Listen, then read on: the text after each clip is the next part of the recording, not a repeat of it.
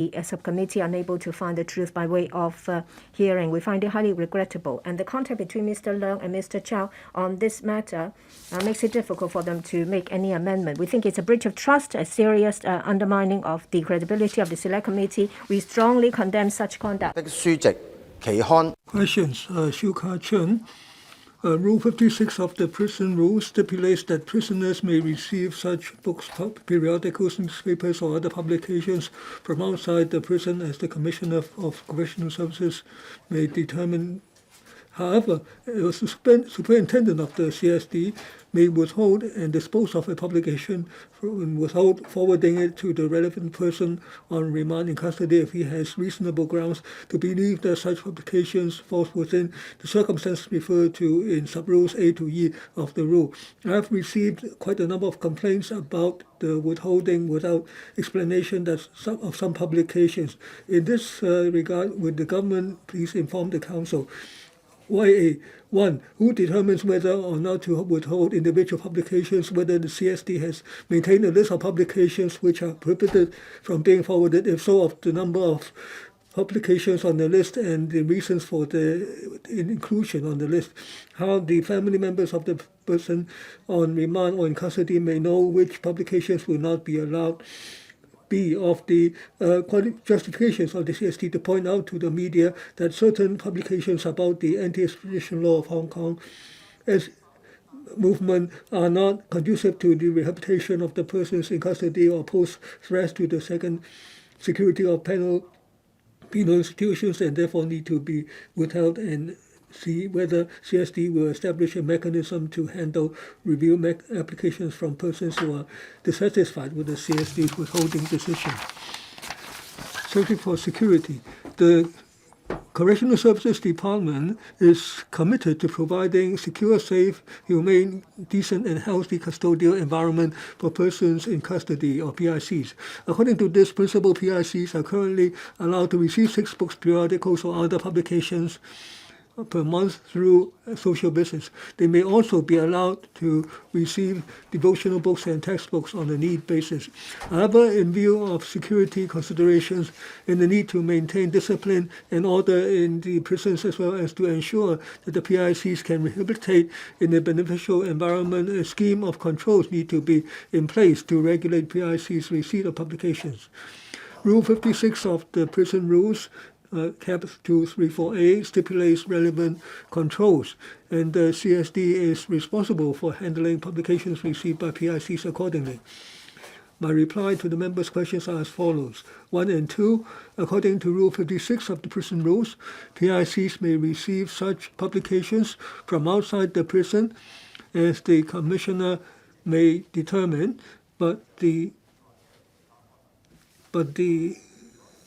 and that includes newspapers as well. But if the superintendent of the institution may withhold and dispose of a publication on any relevant part thereof where he has reasonable grounds to believe that such publication or such part thereof, as the case may be, 1, contains information on the manufacture of any arms, ammunition, weapon, explosive, harmful or deleterious substance, the intoxicating liquor, or any dangerous drugs within the meaning of the Dangerous Drugs Ordinance. 2, describes or encourages violence in the prison or the escape by any PIC from the prison.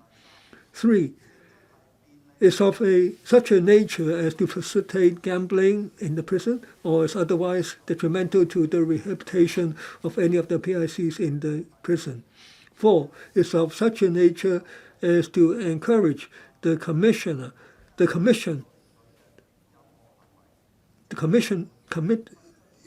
of any offense enumerated in Rule 61, that is, including disobeying any prison rules, committing any assault, having or possessing any article that is not authorized to have, fighting in any way or offending good order and discipline, obstructing officer of CSD in execution of duty, or of any criminal offense by any of the PICs in the prison. Or 5, is of such a nature as to pose a threat to any individual's personal safety or to the security, good order and discipline of the prison.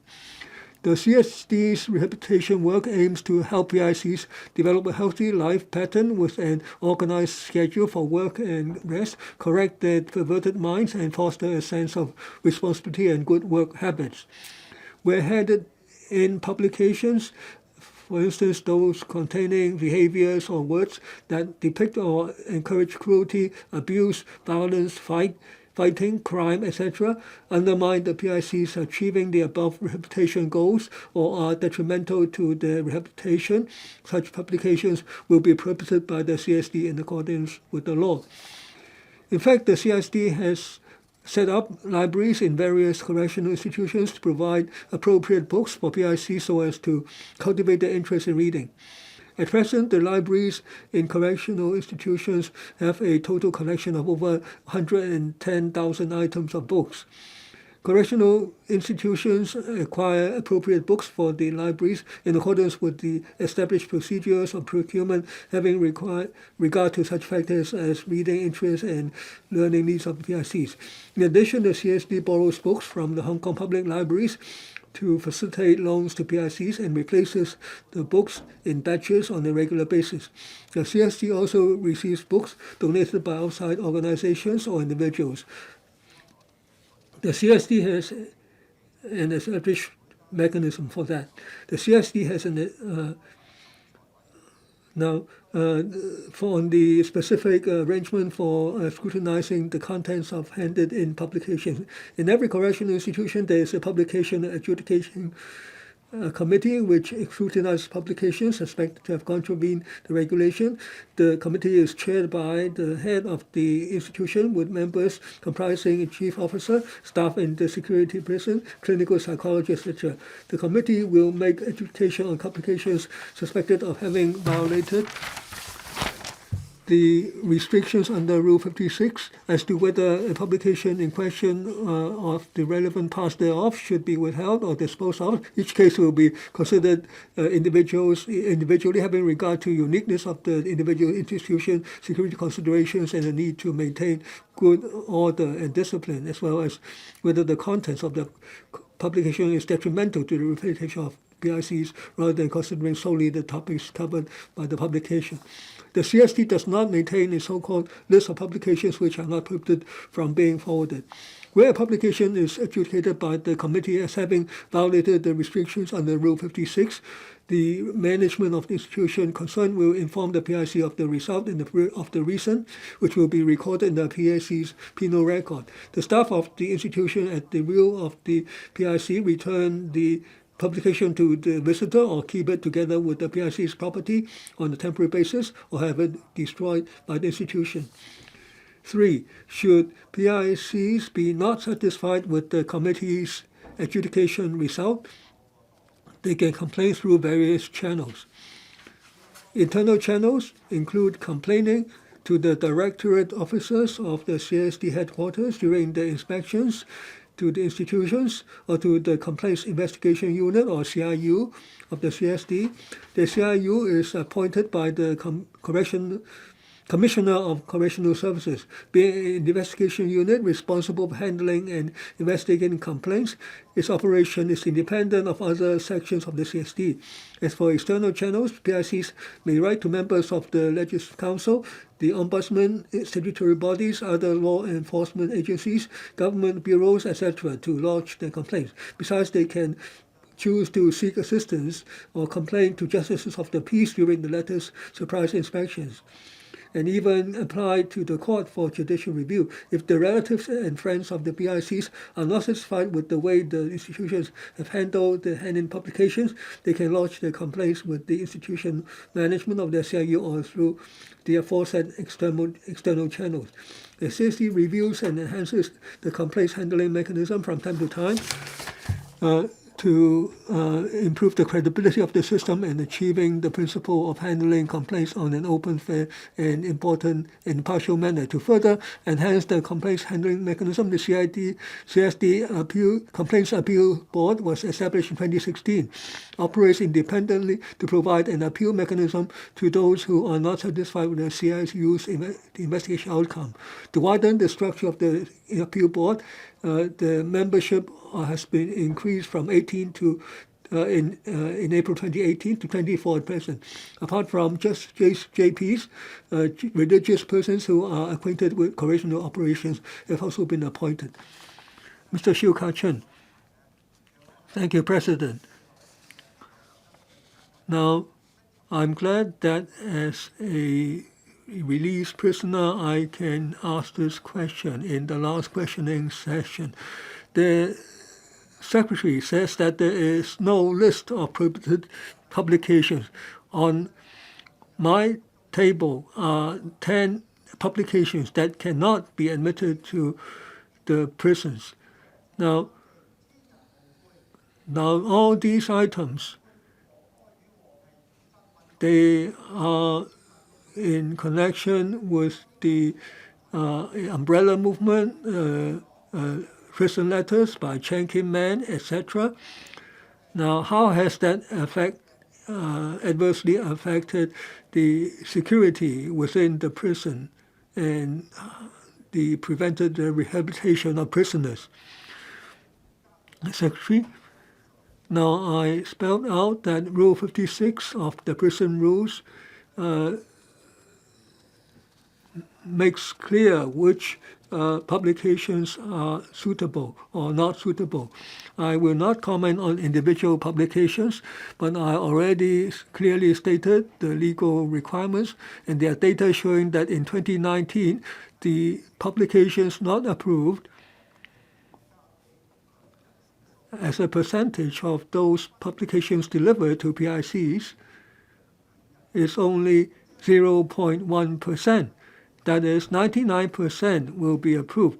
The reasons for disapproval will be those that I mentioned. For instance, for manufacturing, ammunition, weapons, guns, or to those encouraging use of violence and escape from prison, or those deleterious to rehabilitation, or in the nature of encouraging gambling, or in the nature of promoting disobedience to prison rules. So I clearly explained. We also have an investigation committee, an adjudicating committee that adjudicates on every publication according to law. Mr. Wong Ting-kwong, in the past year, those who have been arrested for breach of law, I'm talking about the young persons in particular, now they have been subjected to wrong ideas about the rule of law. They don't consider that they have acted wrongly in their breach of law. The CSD's work emphasizes both penalty or punishment and nurturing or rehabilitation. Now, I would like to ask how the CSD helps to correct the minds of these young prisoners and help them rehabilitate. When a new PIC is admitted to the institution, the CSD conduct a breach of law, risk of breach of law assessment. After the assessment is made, different approaches are tailor-made to help him rehabilitate. There might be special psychologists and other specialized staff who help him in offering counseling. Now, in my answers, I already said that the CSD acts upon the basis of the risk of assessment. Now, for those who might cause trouble, they are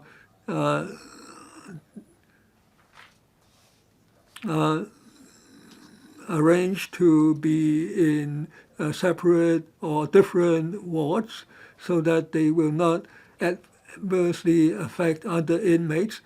Now, there is both rehabilitation and punishment. On rehabilitation side, there are daily activities that teach discipline, and so there is so that's on the disciplinary side, but we also try to teach them to think correctly. We let them engage in occupational training. We encourage them to engage in studies. There are different schemes by the CSD for different types of persons according to their needs and their circumstances. Thank you. Mr. Yip Kim Yun.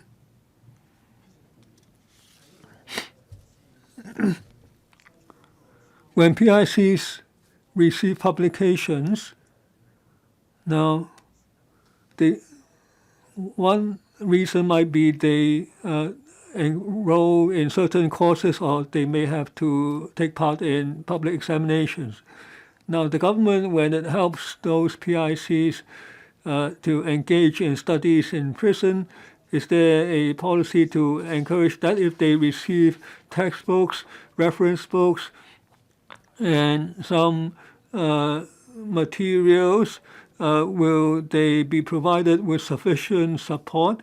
Will there be schemes to improve on that? The Secretary. I already answered that in my main reply. Every month, a PIC is entitled to receive 6 publications. That means general publications. That's not limited to religious books. Now, in fact, there's no limitation on religious books. On textbooks, they can apply according to their need. For instance, if they enroll in certain courses, they may try to prepare for certain open examinations. So on those bases, they can apply to the CSD.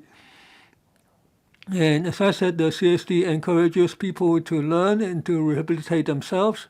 So the CSD will proactively consider their needs and approve accordingly. Dr. Fernando Cheung. Since it's called Correctional Services Department, there should be both efforts to punish and to rehabilitate. They should encourage people to read and to gain more information so that they can maintain contact with the outside world. In other countries, they let the inmates go online. They can use online information for their studies. They are not offered online opportunity in Hong Kong. And there are 5 principles. They are, as mentioned by the Secretary, they are security related. Now, that appears to be reasonable. But the 10 publications on the table of Mr. SHIU Ka-chun, are they prohibited for those reasons? Now, if this security scrutiny becomes a political scrutiny, then this departs from the objective. Now, you don't have a list of prohibited publications, as you say, but can you tell us for what reasons are you prohibiting all these 10 publications? I believe Dr. Cheung has not listened closely to what I said in my reply in determining which publications are in accordance with prison rules. It's decided by the superintendent and who is acting on prison rules. And at each institution, there is a publications adjudication committee that includes the chief, prison chief, psychologist, security staff, frontline worker, and a clerical worker who will make the decision after considering all factors. Now,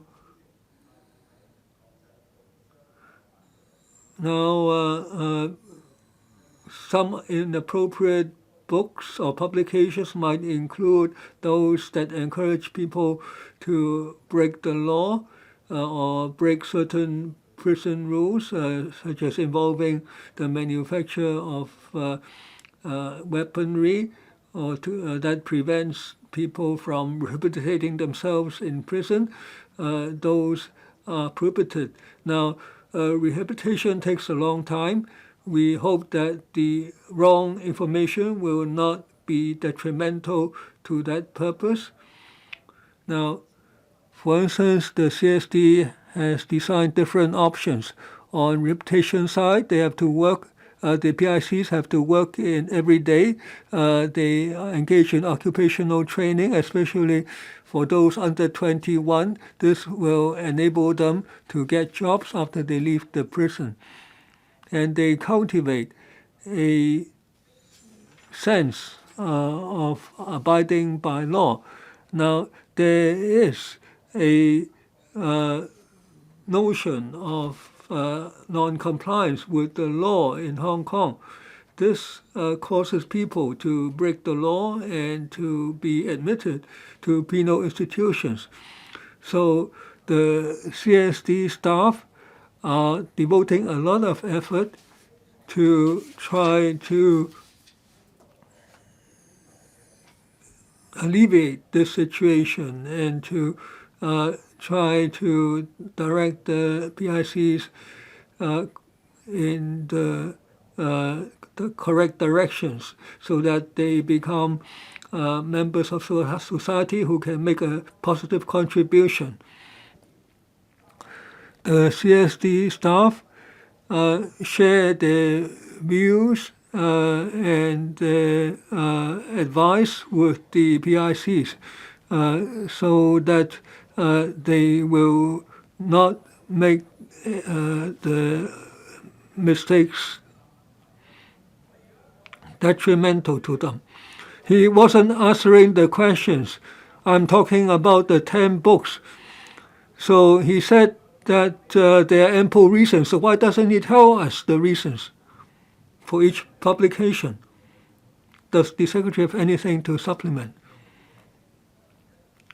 Now, Dr. Cheung has listened, but he has not really listened. The Honorable CHAN Hoi-yan, question 2. Thank you, President. The Elderly Healthcare Voucher Scheme, implemented for over a decade since its launch in 2029, aims to provide additional choices for the elderly on top of the public primary healthcare services, with a view to enhancing the primary healthcare services for the elderly. Some members of the public have criticized that after enhancement by the government for a number of times, the scheme still has long-standing shortcomings, including a small value and narrow scope of use of the voucher, as well as the elderly being overcharged, etc. In this connection, will the government inform this Council, 1, why the government did not for this year provide each eligible elderly person with additional one-off healthcare vouchers amounting to $1,000, as it did in June of the last 2 years? What any mechanisms or criteria are currently in place for deciding if there is a need to adjust the value of healthcare vouchers? If so, of the details. 2, whether it has studied the feasibility of the arrangements under which healthcare vouchers may be transferred for spouse use. If so, of the outcome. If the outcome is in the negative, the reasons for that and the difficulties involved. And 3, whether it will conduct in the near future a comprehensive review of the cost effectiveness of the elderly healthcare voucher scheme, so as to ensure that the implementation of the scheme meets its original aim. If so, of the timetable, of not reasons for that. Secretary for Health and Food. President, the government launched the elderly healthcare voucher scheme, or the scheme, in 2019. Currently, the scheme provides an annual voucher amount of $2,000 to eligible Hong Kong elders aged 65 or above to choose private primary healthcare services that best suit their health needs. The scheme aims to enhance primary healthcare for the elderly and provide them with additional choices, so as to supplement the existing public healthcare services and to make it easier for the elders to receive healthcare services from their chosen service providers. In consultation with the Financial Services and the Treasury Bureau, my reply to the various parts of the question raised by the Honorable CHAN Hoi-yan is as follows. 1. In the budgets of 2018-19 and 2019-20, the government provided eligible elders with an additional one-off voucher amount of $1,000. The government will consider whether there is a need to provide one-off support or relief measures having regard to the economic prospect of the coming year, the government's fiscal position, and the needs of the various sectors in society. When considering whether there is a need to adjust the current voucher amount, we will take into account various related factors and make a prudent assessment. The government has implemented a number of enhancements to the scheme in recent years, including progressively raising the annual voucher amount from the initial $250 to the current $2,000, lowering the eligibility age from 70 to 65 in 2017, as well as raising the accumulation amount of or limit of the vouchers to $8,000. Allowing the use of the vouchers at district healthcare centers, DHCs, and regularizing the pilot scheme at the University of Hong Kong Hon CHAN Hospital, etc. last year. With Hong Kong's aging population, we expect that both the number of elders using the vouchers and the related financial commitment will continue to increase. When considering whether there is a need to adjust the voucher amount in the future, we give full regard to the situation of Hong Kong's public and private healthcare services and the long-term implications on public finance, as well as carefully assess the government's affordability. 2. As regards whether a couple should be allowed to share the voucher among themselves, having considered that each elder's health conditions and needs are different, in order to ensure that the elders spend the vouchers on themselves, and based on the principle of fairness, we considered that the use of vouchers and voucher accounts should continue to be on an individual basis. This can also help prevent elders from transferring the vouchers to their spouses at the expense of their own needs. Allowing elders to share their voucher amounts is not in line with our policy objectives to encourage elders to better manage their own health and improve their primary health care. Hence, the government has no plan to allow the sharing of voucher amounts between husband and wife. 3. The Department of Health completed a comprehensive review of the scheme early last year. The findings of the review showed that the scheme had largely achieved its intended objective, which is to provide elders with additional choices with respect to private primary health care in addition to public health care services. With the subsidies under the scheme, elders can more easily obtain the preventive, curative, and rehabilitative services that best suit their health needs from their chosen private primary health care service providers in the community. According to a survey conducted under the review, the vouchers have been well received by the elderly users as seen from their utilization, awareness, and attitude towards the scheme. The government had briefed the LegCo panel on health services on the review findings and the proposed enhancement measures in March last year. DH started to progressively roll out the various measures starting from mid-2019 to enhance the operation of the scheme. The measures included allowing the use of the vouchers at DHCs, strengthening education for the elders on the proper use of the vouchers and forward planning, enhancing the checking, auditing, and monitoring on voucher claims, minimizing over-concentration of voucher use, and regularizing of the pilot scheme at Hong Kong U Hon CHAN Hospital, etc.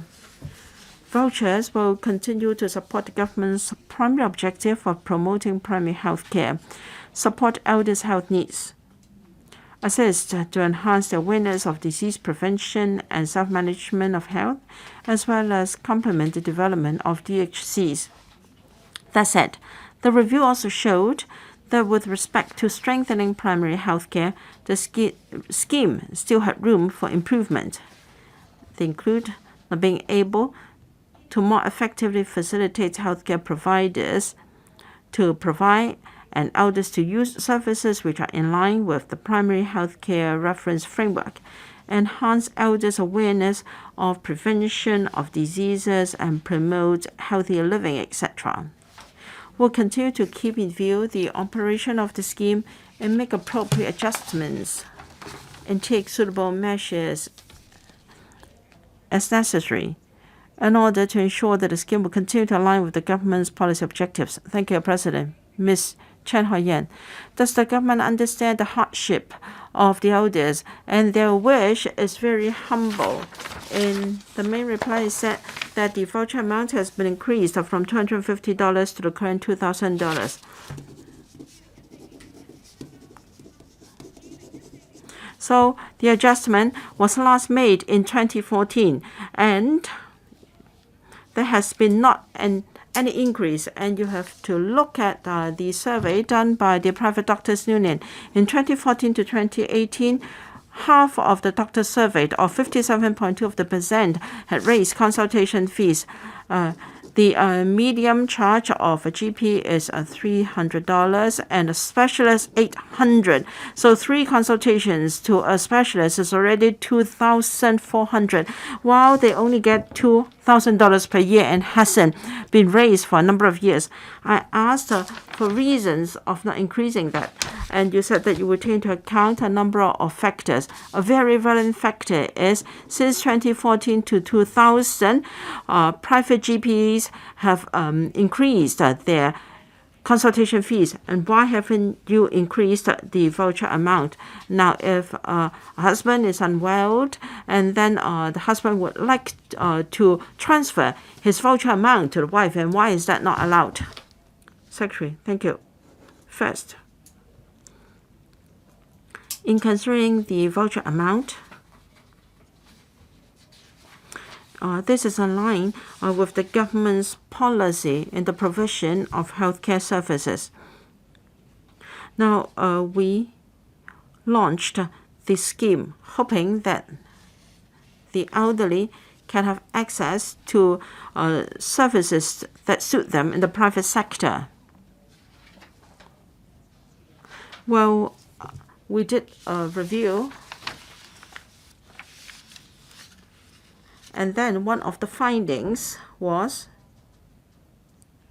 the scheme did not make a major improvement in terms of waiting time of other services. Now we have got public-private sector scheme. For instance, the HA has got private healthcare services to the elderly in their general OPD. And then we've also got primary healthcare services, and we have the policy to launch district healthcare centers. And these measures are in line with some of the objectives in launching the scheme. In our DHCs, we would like to enhance prevention functions in the primary, secondary, and tertiary levels. So we will develop our DHCs and see how we can, together with the voucher scheme and also public-private sector cooperation scheme, work together to improve the situation. So we will consider the matter in an integrated manner. And as for sharing of the voucher amounts between husband and wife, we consider that the health needs of individuals are different, and therefore the vouchers should be held on an individual basis. Otherwise, an individual may choose not to use his vouchers so as to transfer them to his spouse. So we of the view that all elders should manage their health properly, and vouchers should only be spent on themselves. Dr. Joseph Lee, thank you, President. This will probably be the Last question time in the council. I've asked many questions in the past 16 years, and this will be the last time. Now, there is an issue of greatest concern to the sector. In reply number 3 of the Secretary, it is said that the private sector is using the voucher scheme to promote primary health care. Now, we've also together tried to include dietitians, speech therapists, clinical psychologists, and educational psychologists, so on and so forth, in the recognition scheme. Now there is a register. There are registers maintained by the Department of Health. Why can't these 5 disciplines be included under the scheme? Because the elders may have problems in swallowing, hearing, and they may have depression. The vouchers should be used to help them in these areas. You have got registers, professional registers held by the HD. Why can't they be included under the scheme? Thank you. So Dr. Joseph Lee asked a question about these 5 medical disciplines. We have done a lot to promote their recognition by means of a pilot scheme. In recognition, they are now accredited. So there are 10 different types of healthcare professionals eligible under the scheme. So they are providing services under their respective legislation, and from time to time we may consider adding new healthcare services to the scheme, including some of those you have just mentioned. And we'll take into account needs of the elderly and also their aspirations. Views of stakeholders in society will also be taken into account, and also the relevant arrangement. We will keep reviewing the situation. Your questions have been answered. Well, these professionals already recognized. Why can't they be included under the scheme so that the elders can spend their vouchers on services provided by them? Secretary.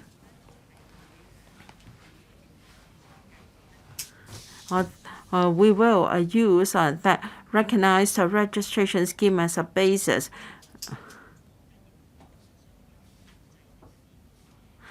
But we will formulate a statutory registration scheme for these already recognized disciplines.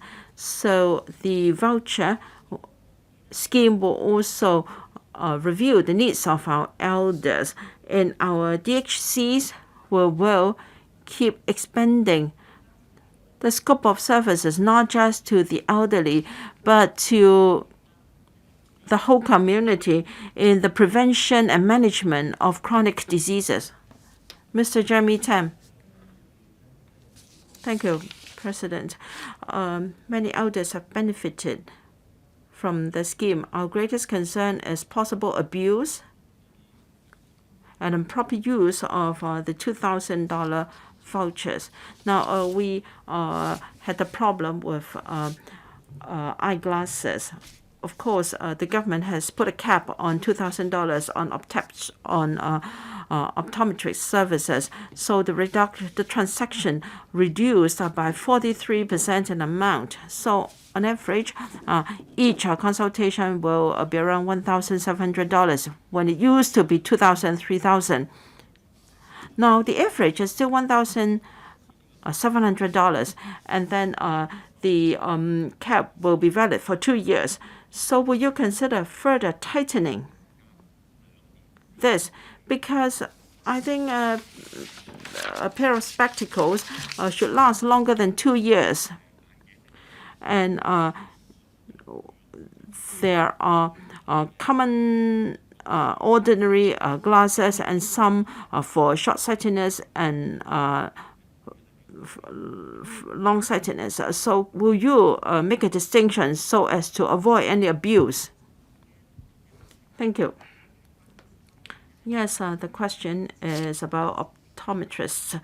You may recall that we have put in place a cap for the spending of the vouchers in this category. So for each case, we have put a cap on the expenses. However, the cap was introduced not long ago, and we would like to keep in view the relevant figures to consider the effectiveness, and secondly, we have to understand the elders' need for optometry service and strike a balance.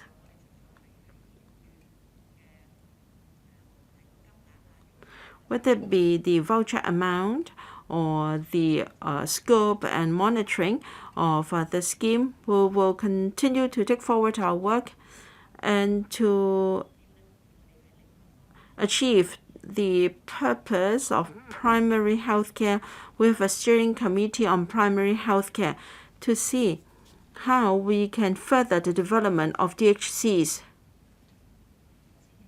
In Kwai-ting, we have the first DHC set up, and this government will have another 12 DH stations and 6 DHCs.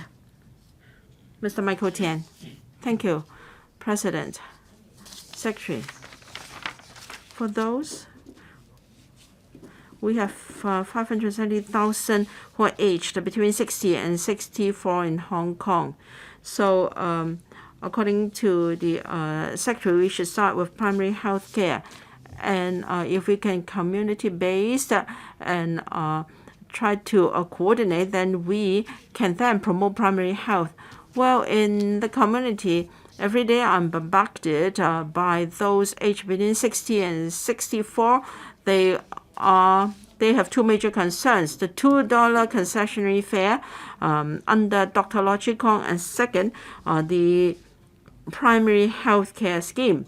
Now, starting if people have the voucher since 60, then they can improve their health, and we may reduce their medical needs and services after they've turned 65. So how come you have refused consistently to lower the eligibility age to 60?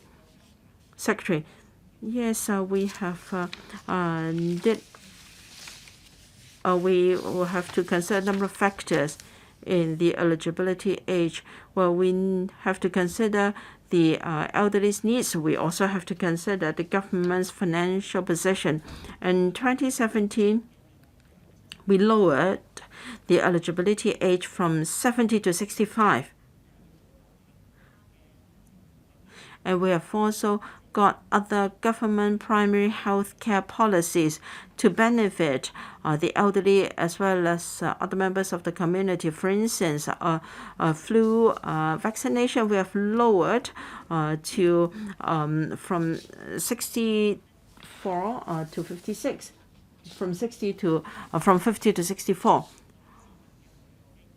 So we have other measures to enhance primary health care services for everyone in the community. So we don't necessarily have to tackle the problem by increasing the voucher amount or lower the eligibility age. In particular, our population is aging. If we continue to lower the eligibility age, there will be tremendous pressure on the government's financial situation. We do understand that elders and members of the public have service needs. So in other policy areas, we will review the situation and provide primary health care services needed by elders and ordinary members of the public. Which part of your question has been answered? My question was, does the Secretary agree that primary health care should start from 60 instead of 65? No, that was not your original question. Question number 3, Mr. Vincent CHENG. President, amid the rapid downturn of Hong Kong's economy, which has been caused by the epidemic, the seasonally adjusted unemployment rate from March to May this year was 5.9%, with the numbers of unemployed and underemployed surging to 230,000 and 130,000 respectively. To support employment, the government has earmarked $6 billion under the Anti-Epidemic Fund to create approximately 30,000 time-limited posts in public and private sectors in the coming 2 years, and is dispersing $7,500 to self-employed persons under the ESS. Will government inform this council whether it has assessed the numbers and percentages of professional, skilled, and non-skilled posts in the 30,000 time-limited posts?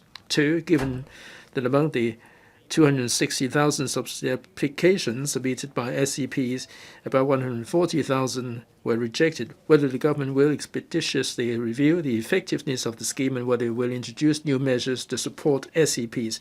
And 3, whether it has assessed the industries that will recover slowly and of the plans in place to provide more timely support.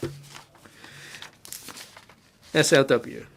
President, having consulted policy bureaus and departments, my consolidated replies are as follows. First, to relieve the worsening unemployment situation due to the pandemic and anti-epidemic measures, $6 billion has been earmarked under the Anti-Epidemic Fund 2.0 to implement the job creation scheme. Under the scheme, around 30,000 time-limited jobs will be created in the public and private sectors in the coming 2 years for people of different skill sets and academic qualifications, including technical or non-skilled staff, clerical staff, and professionals, etc. As at end of June 2020, the planning of around 20,000 jobs, including 13,500 in the government and around 6,500 in the non-government sector, has reached an advanced stage. Among these 20,000 time-limited jobs, the number and percentage of professional, technical, and non-skilled positions are as follows. Professional, about 3,800, 19%. Technical, about 1,900, or 10%. Non-skilled, about 4,600, 23%. Others, about 9,700, 48%. Save for professional, technical, and non-skilled positions, other positions include those created specifically for fresh graduates, positions for providing executive and clerical support, and those for carrying out anti-epidemic work relating to COVID-19, etc. 2. Apart from providing wage subsidies for employers, the Employment Subsidy or Employment Support Scheme, ESS, also provides one-off lump sum subsidy of $7,500 to self-employed persons, SEPs. An applicant must have enrolled himself or herself in an MPF scheme as an SEP, and the relevant SEP MPF account should have been set up on or before 31st of March 2020, i.e. it cannot be backdated and had not been terminated as of 31st of March 2020. The ESS Secretariat received a total of 259,860 applications from SEPs during the period. Thus far, about 156,000 have been rejected. The main reason for rejection is that the relevant applicants failed to meet the eligibility criteria, including applications were submitted based on an employee MPF account or a personal account created after termination of previous self-employment rather than a dedicated SEP MPF account, or the relevant SEP MPF accounts had already been terminated on or before 31st of March 2020. There were also cases where the applicant provided information not consistent with the records kept by the trustees. The ESS Secretariat has already informed these applicants that if they have any questions, they should inquire through sending email to subsidy@employmentsupport.hk within 14 days. The Secretariat will follow up as soon as possible. We're reviewing the experience of the first tranche of ESS and expect to announce application details for the second tranche in mid-August, including considering allowing about 100,000 SEPs who fulfill the eligibility criteria but did not apply to apply. 3. In the light of the development of the COVID-19, the government has been taking vigilant anti-epidemic measures to contain the public health risk. Having regard to the impact of these measures on livelihood, the government secured the FC approval on 21st of February 2020 for a commitment of $30 billion to set up the SAEF. The purposes are to enhance Hong Kong's ability to combat the pandemic and to offer assistance or relief to enterprises and members of the public, taking into account the development the CE announced on April 8th, a full package of measures involving $130 billion in funding to support individuals and businesses. The government secured FC approval on the 18th of April for the relevant funding, including $120 billion injection to AEF for the second round relief measures. The total financial commitment of $150.5 billion was approved by FC for the 2 rounds of AEF. As of June 26, the fund has launched 66 measures with total commitment of $142 billion, and nearly $48 billion has been dispersed, benefiting over 5.93 million people and over 1 million applications from enterprises or license holders. There was an uncommitted contingency of $8 billion. The Fund Steering Committee will continue to monitor the implementation of various measures and roll out further measures to plug the gap in existing measures based on the recommendations from the bureaus and departments, so as to benefit more enterprises and individuals affected by the pandemic. Mr. Vincent CHENG, President, in the light of the pickup of the pandemic, the group gathering will affect a lot of the retail sector. I'm grateful to the Secretary that for 60 to 64 transport subsidy, they will be brought forward by about a year, and this is in response to the DAB's aspiration. Many of them are unemployed or half or underemployed. This scheme will then benefit them. Secretary, you said this will be launched by the end of the year. Will applications be invited? And can you give us more details? Secretary, we are reviewing the consultant's report. In the near future, the government will be taking the decision and formulate all the implementation details. This will involve about 600,000 people between 60 and 64.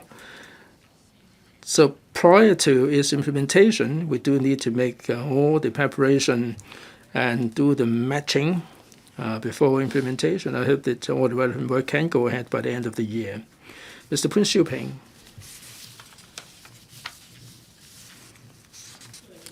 President, thank you. Recently, we've seen a spike in the pandemic. A lot of sectors are suffering, and the jobless rate is going to go up drastically.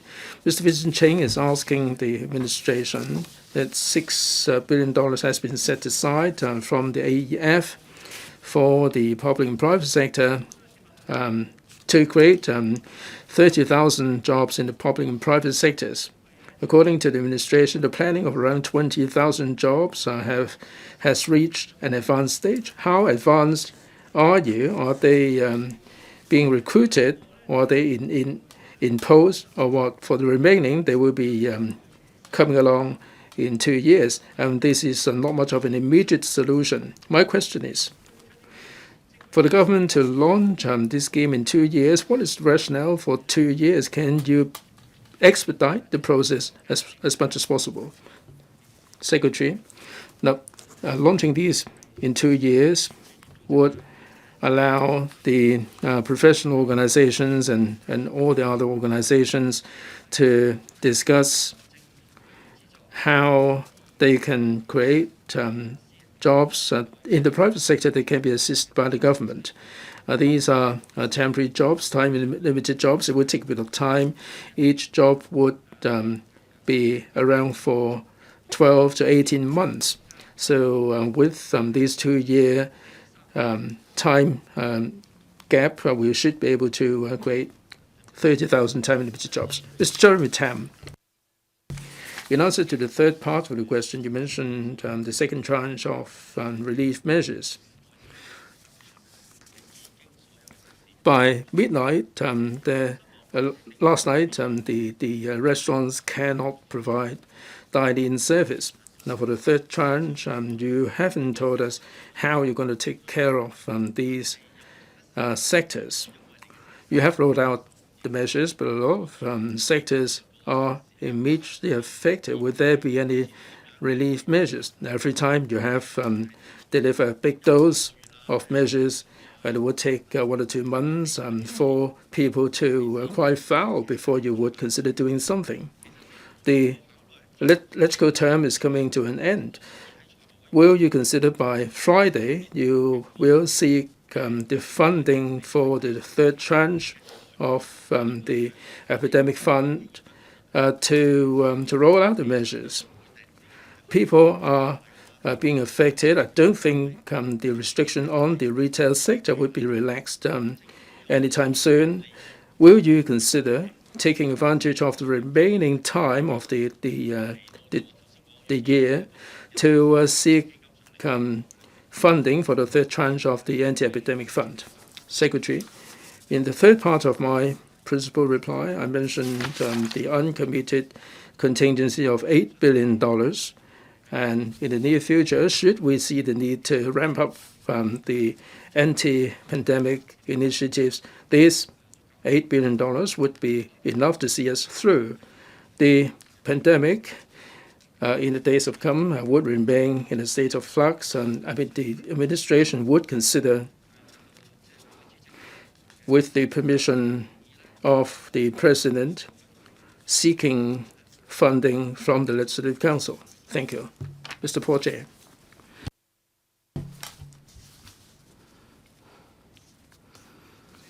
President, I'm reading the second paragraph of the reply regarding the fund.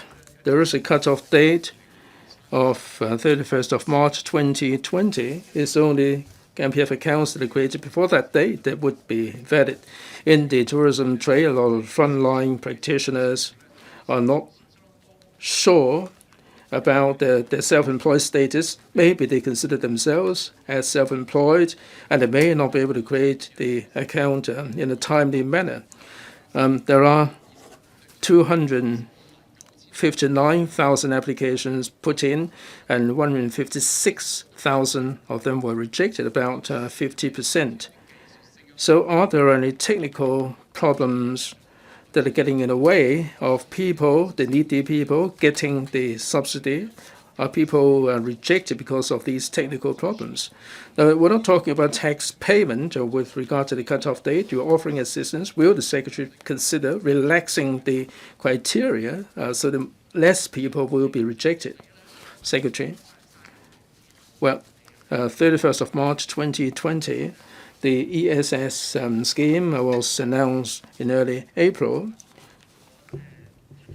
We rolled out the scheme, and all of a sudden, the MPF trustees saw a lot more applications than usual. There were a lot of MPF accounts being created, and a lot of companies that were set up.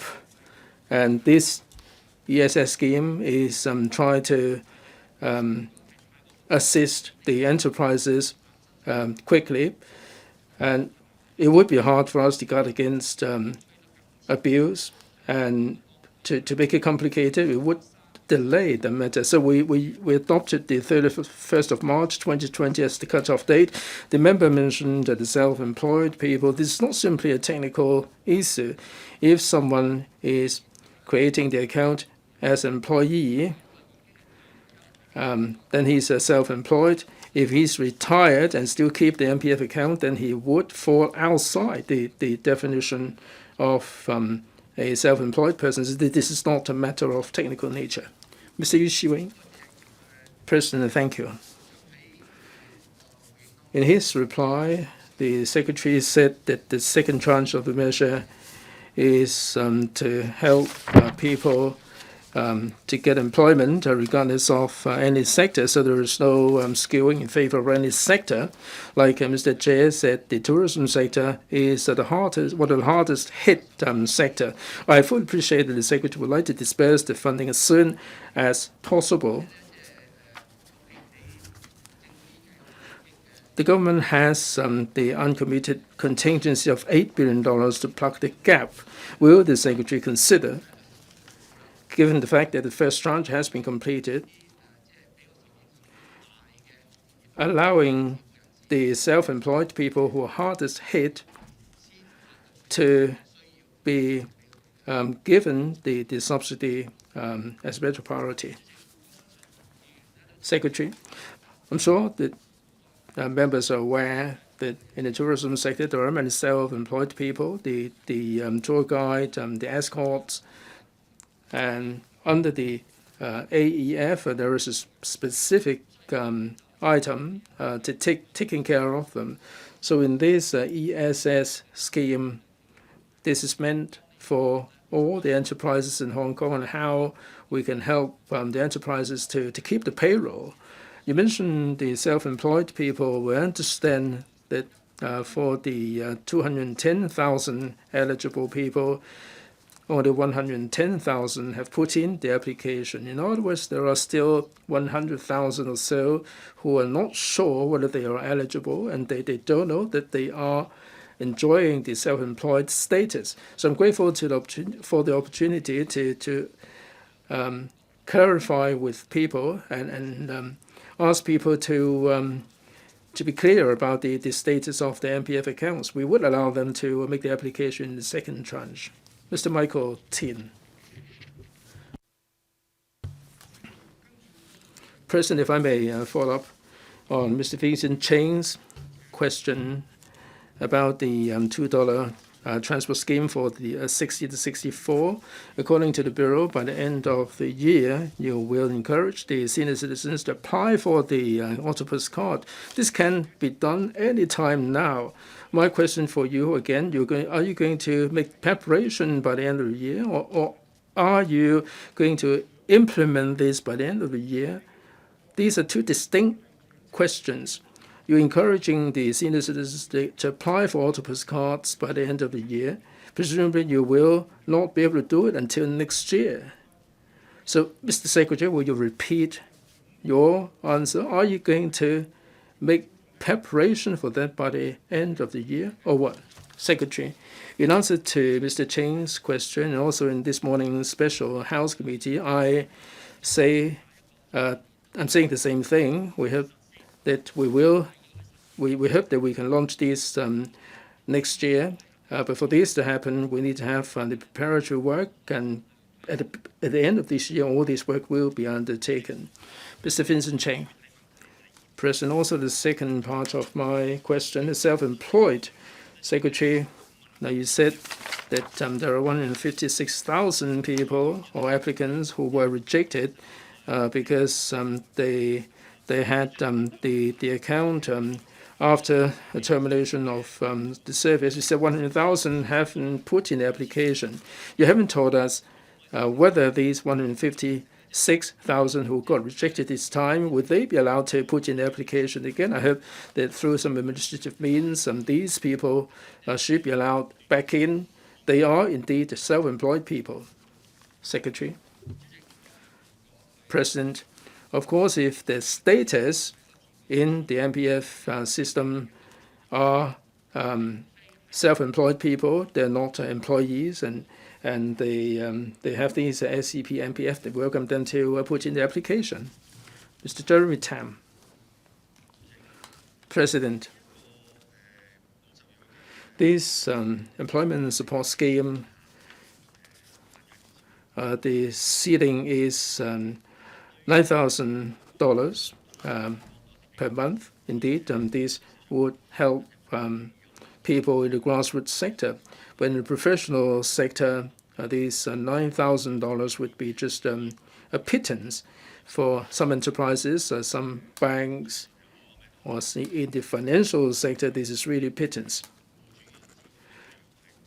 The employers will have to pay hundreds of thousands of dollars. Well, we're not saying that you should pay them $50,000, but if you launch the third tranche of ESS, are you going to have different levels?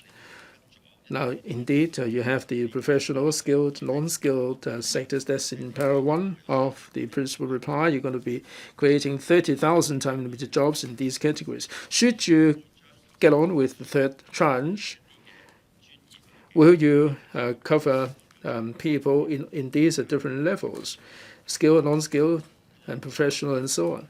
Mr. Tam, you put your question. Will you sit down and wait for the reply? Your question has been put. Secretary, please. President, in the ESS, indeed, we consider subsidizing half of the pay. We did consider the level we should pitch it at. If we raise the level from 18,000 to 20,000 or from 20,000 to 22,000, we will disproportionately increase the government expenditure. We have to help the enterprises and the employees in a targeted manner, in particular the grassroots level. The design of the scheme is commensurate with our objective. We don't have any intention to adjust the level. Question 4. Yes, what hasn't been answered? Well, I'm not suggesting you should divide them into more levels. I'm suggesting skilled and non-skilled levels. I think the Secretary has already answered the question. Any supplement, Secretary? I've got nothing to add beyond that. Mr. Horace Cheung.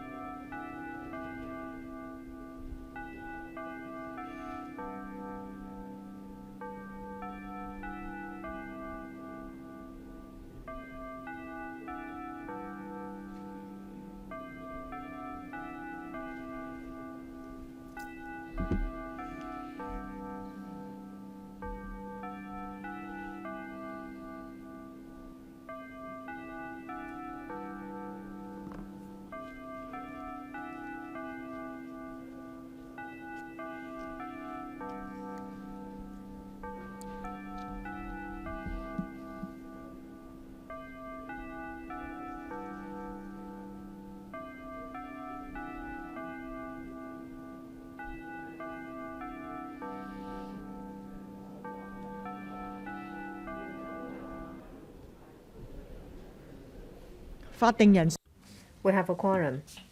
Members, please return to your seats. We'll continue. Mr. Horace Zhang. Madam Deputy, it's been reported that 2 district football teams from Yuen Long and Tai Po announced their withdrawal from the current football season of the Hong Kong Premier League. Thus leaving only 1 district football team competing for the Premier League championship. This situation has aroused concern about the development and prospect of district football teams. In this connection, will the government inform this council? 1. Whether it has taken the initiative to gain an understanding of the reasons for the withdrawal of the above 2 district football teams from the Premier League. 2.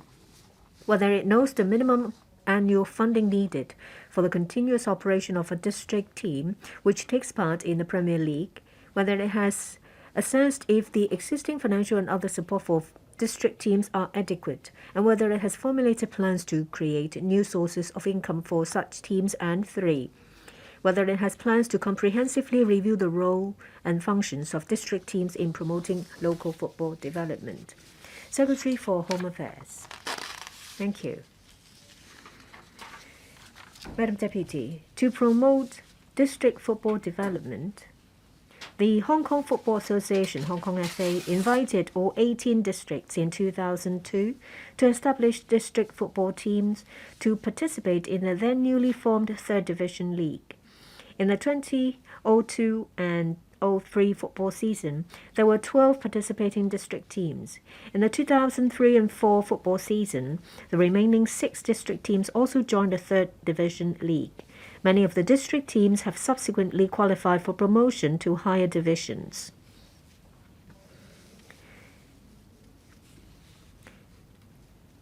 Since the 2011-12 football season, the Home Affairs Bureau has implemented the District Football Funding Scheme (DFFS) to provide funding support to the 18 district teams participating in the Hong Kong FA League with the aim of improving their performance and governance, strengthening the cohesion of the community and fostering greater enthusiasm for football at the district level.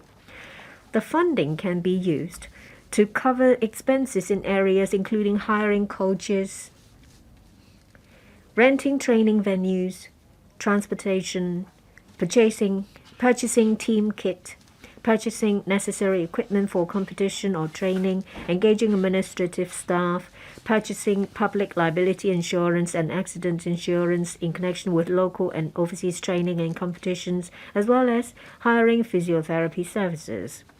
Funding under the DFFS cannot be used to cover players' salaries. The level of funding for each team is determined by the division of the Hong Kong FA League in which it is participating. Currently, the levels of funding for teams playing in the Hong Kong Premier League, 1st Division, 2nd Division, and 3rd Division are $1.65 million, $550,000, $385,000, and $330,000. My reply to the 3 parts of the question is as follows. 1. The Hong Kong FA has originally scheduled to hold the Premier League matches between August 2019 and May 2020 in the 2019-20 football season.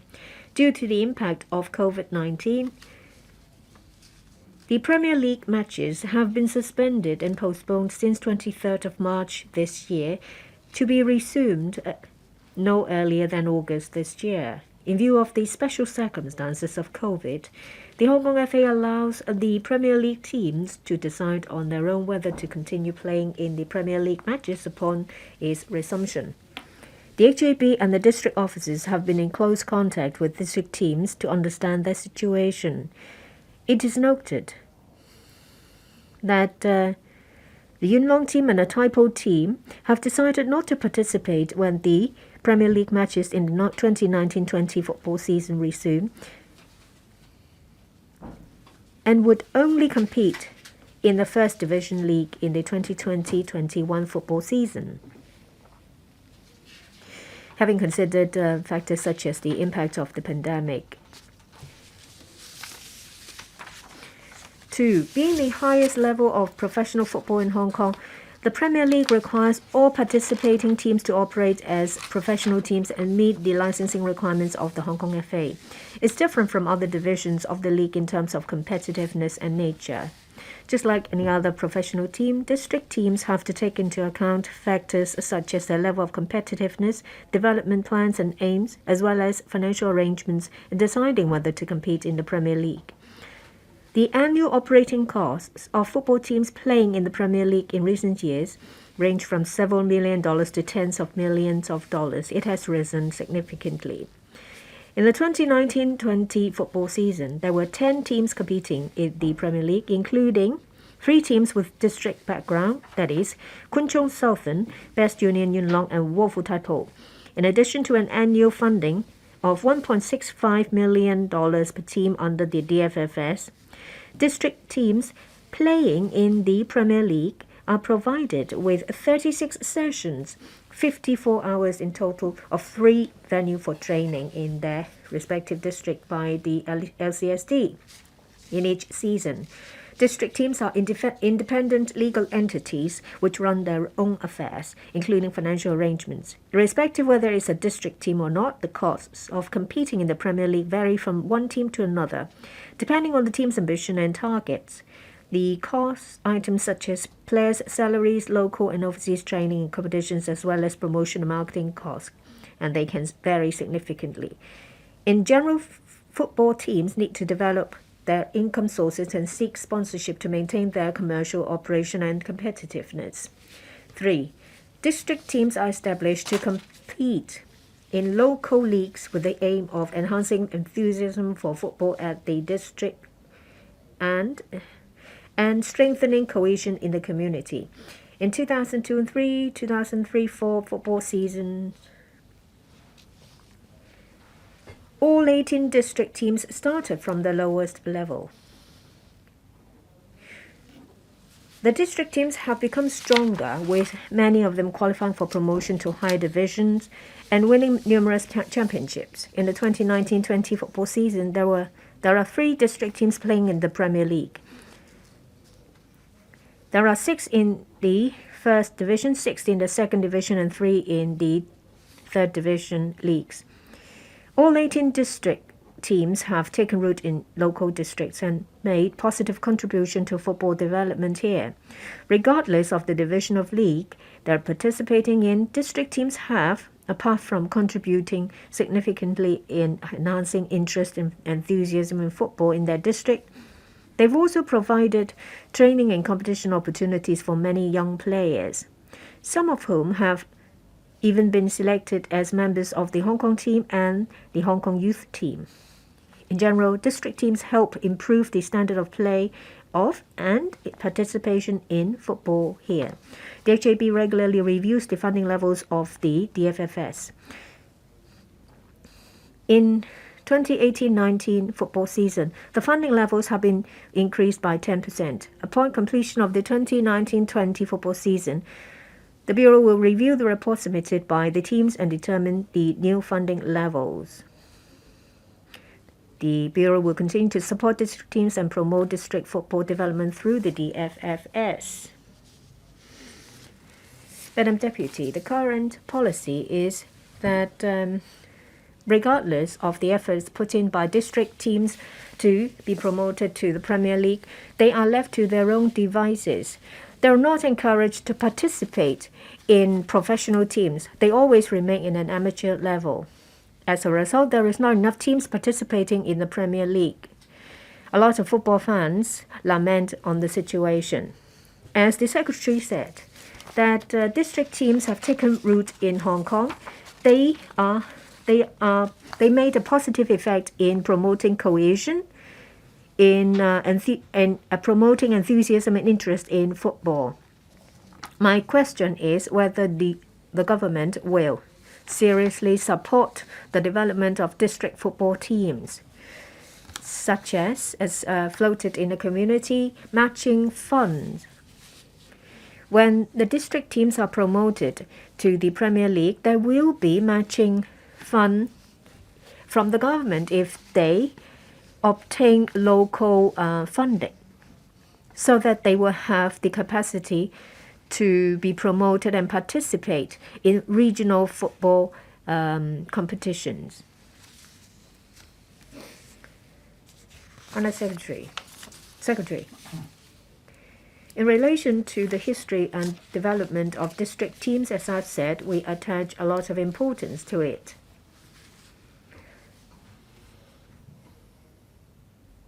District teams play very important roles. They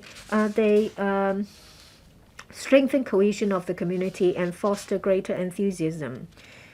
They also are training grounds for our youth to enable them to participate in higher level games. There is a special funding scheme for district teams. So they get more support than others. In the Premier League, the development is different from other divisions. They have to take into account the strength of the football team, their development plans, and as well as development direction in the future. They have to develop their own income sources. As I said, the HAB will regularly review the funding levels of the DFFS. After the 2019-20 football season, we will review the report submitted by district teams and determine the funding levels for the 2020-21 football season. We'll continue to make use of the DFFS to support district teams and promote district football development. Mr. Leung Chi-chung. Madam Deputy. I'm known by most people to be a football fan. In 2003, well, there is a team that I support. It started from the 3rd division and got promoted all the way to Premier League. That's the team in Yuen Long. Because of funding problems, they have to withdraw from the Premier League. The Yuen Long team is known for training young talents. There was a time when there was funding for the Yuen Long team to train young footballers, but that has stopped. I'd like to ask the Secretary.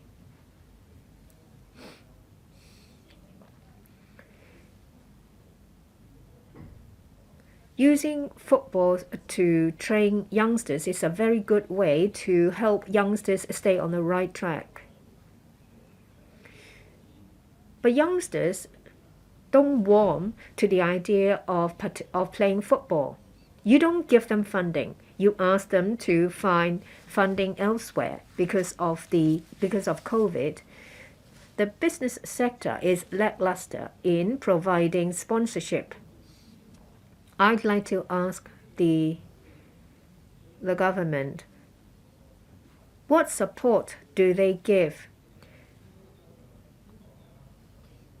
to district teams in their effort to provide training to youngsters?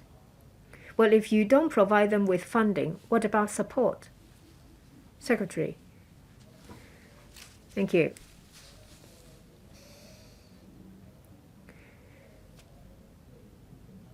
District councils will make decisions about whether to give support or funding. But sometimes there are activities organized at the district level that are not funded by the district council. They may not just be football events. I think that there has been a huge impact on other activities and events. Some groups reflect that in the coming year, because of lack of funding, they will not be able to organize activities that will bring a positive effect to the community.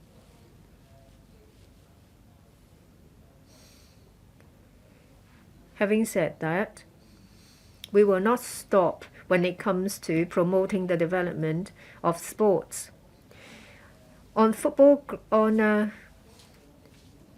venues,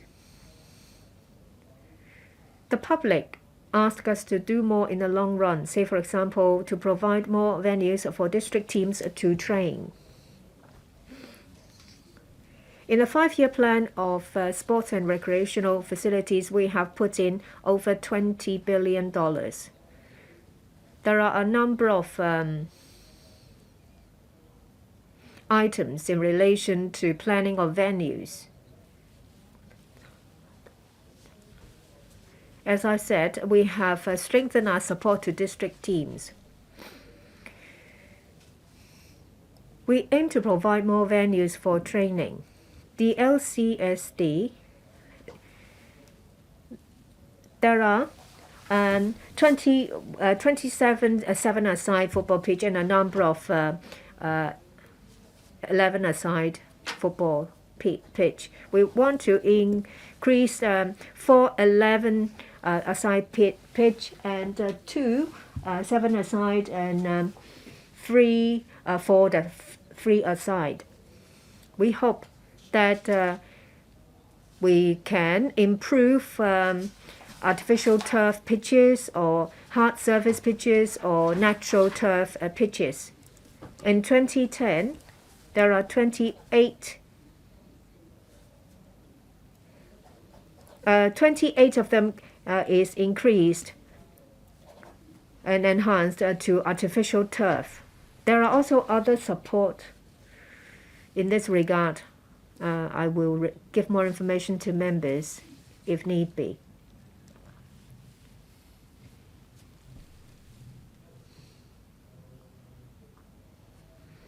Mr. Tony Tse, thank you. Football was once a very popular sport.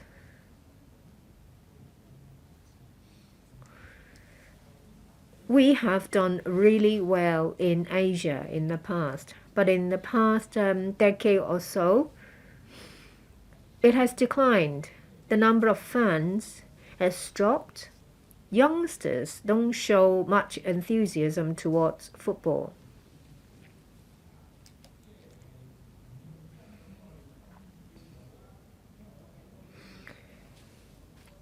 Is it because of the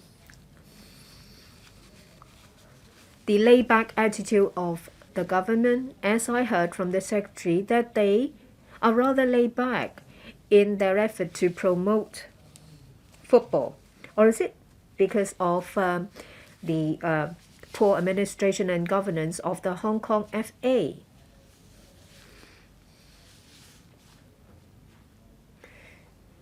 People in Hong Kong in general love football. As the member said, we have gone through an ice age of football in Hong Kong.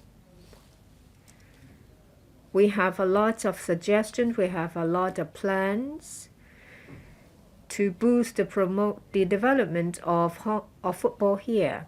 There is an important aspect, which is to enhance the level.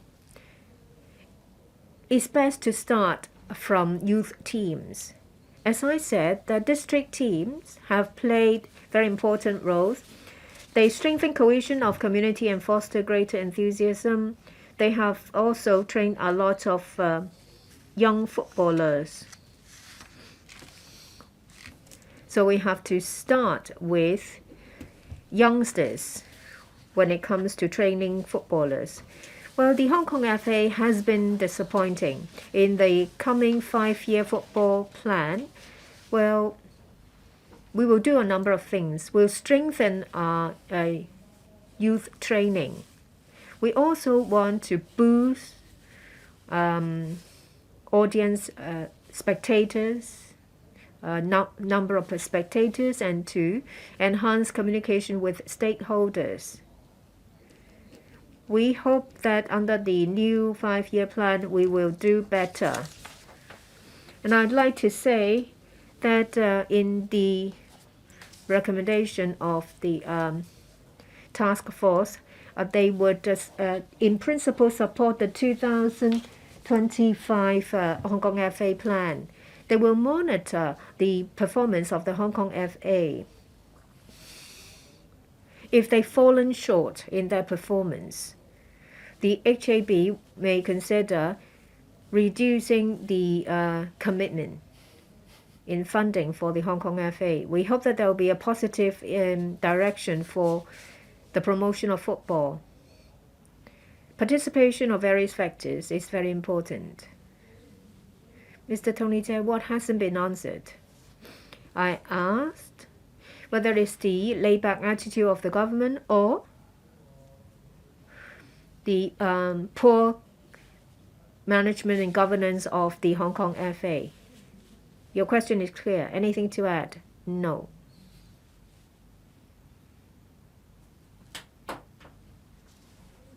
Mr. Junius Ho.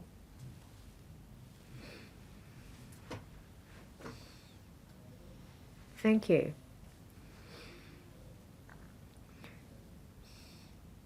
I was once involved in the work of the Hong Kong FA. I was an independent executive shareholder. I know that the government has devoted a lot of resources in the 5-year plan.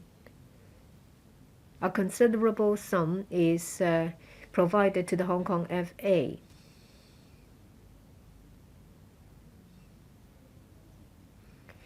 But there is a fundamental problem. You can't just keep giving them funding. It's a bottomless pit. You can't possibly paint a picture of a bright future for football in Hong Kong. In Hong Kong, people support local teams and they love watching overseas games. Why is there a problem? My observation is that there is no consistent policy on football.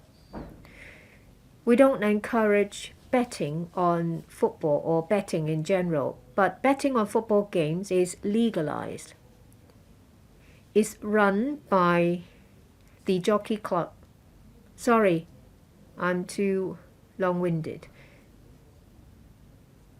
So will there be a new policy in relation to football betting?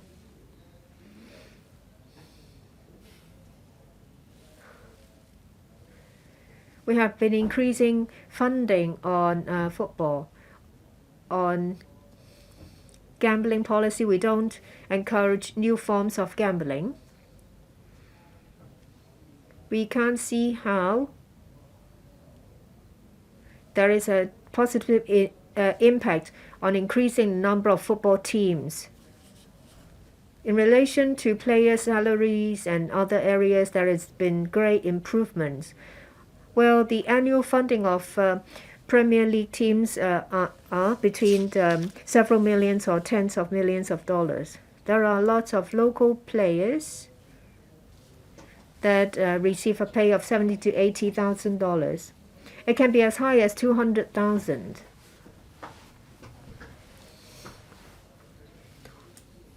We have to put in more work in career planning. We have to encourage people to enter the venue to watch football games. We have to liaise with football associations and talk to stakeholders. We'll continue to talk to the Hong Kong FA, stakeholders, football teams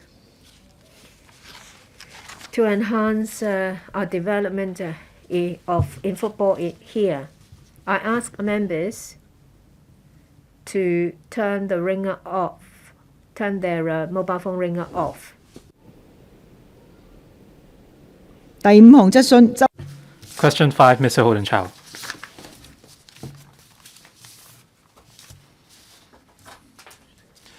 Madam Deputy, it has been reported that since the eruption of disturbances arising from the opposition to the proposed legislative amendments, around 100 primary and secondary school teachers have been arrested for alleged participation in unlawful activities.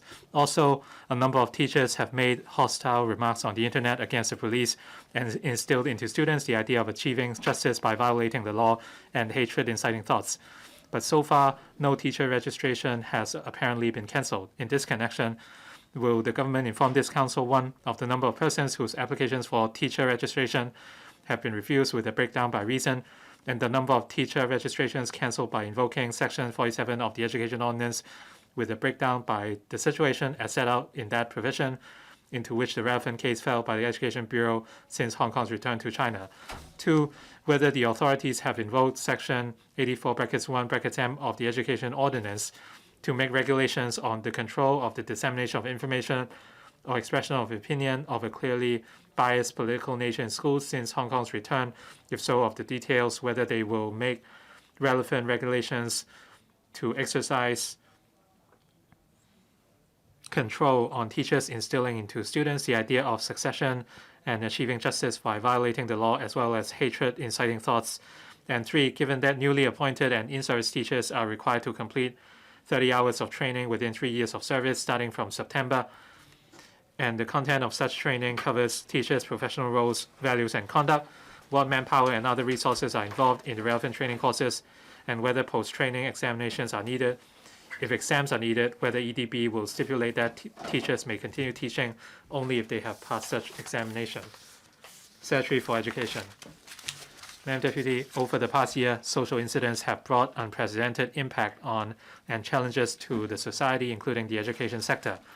Among the people arrested from June 2019 to May 2020 in relation to the social incidents, about 100 were staff or teachers of primary and secondary schools and kindergartens. Under the established mechanism, the Education Bureau will consider whether a teacher under arrest has misconducted himself or herself and review his or her teacher registration status according to the information available, regardless of whether the teacher concerned is charged and convicted.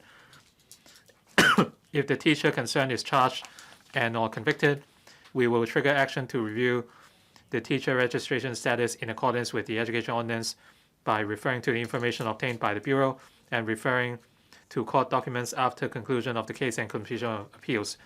Meanwhile, the EDB is handling complaints that are non-criminal but related to the professional conduct of teachers in a serious manner. From June 2019 to June this year, the EDB received 222 complaints about suspected professional misconduct of teachers related to social incidents. We have broadly completed the investigation of 180 cases, of which 63 were found unsubstantiated. Regarding the substantiated cases, 17 teachers were reprimanded and another 9 were warned in writing as at mid-July. The EDB will consider cancelling their registration pursuant to the Education Ordinance if they misconduct themselves again. We also issued written advice to 19 teachers and verbal reminders to another 15, reminding them to refrain from activities that are detrimental to the image of the teaching profession and be mindful of the behavioral norms generally acceptable to the society. For the remaining cases that are likely to be substantiated in our initial view, we are currently waiting for or considering the responses from teachers concerned in accordance with the established procedures with a view to determining the appropriate follow-up action. Our reply to the question raised by Mr. Chow is as follows.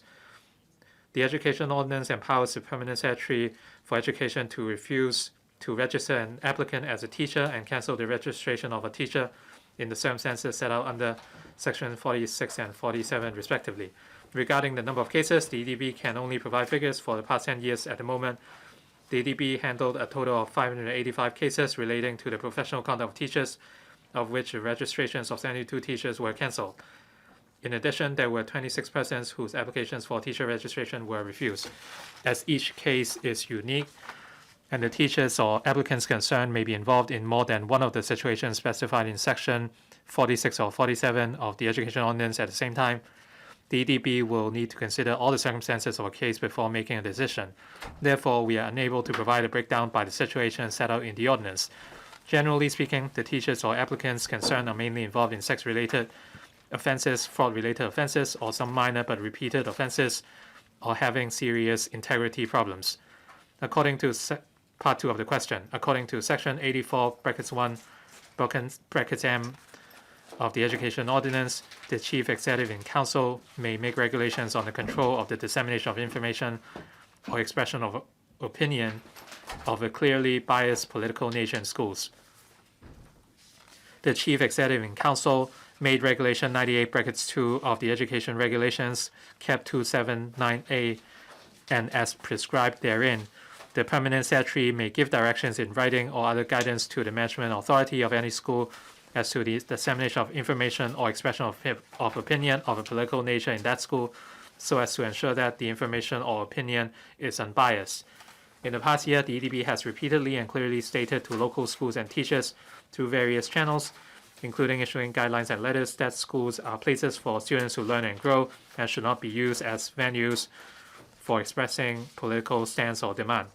Teachers play a vital role in passing on knowledge and nurturing students' character, and their every word and deed have a far-reaching impact on students' growth. We have for many times issued letters or guidelines to remind teachers of the need to display professionalism, uphold their professional ethics, and adopt suitable learning and teaching strategies in line with the curriculum aims and objectives set by the Curriculum Development Council.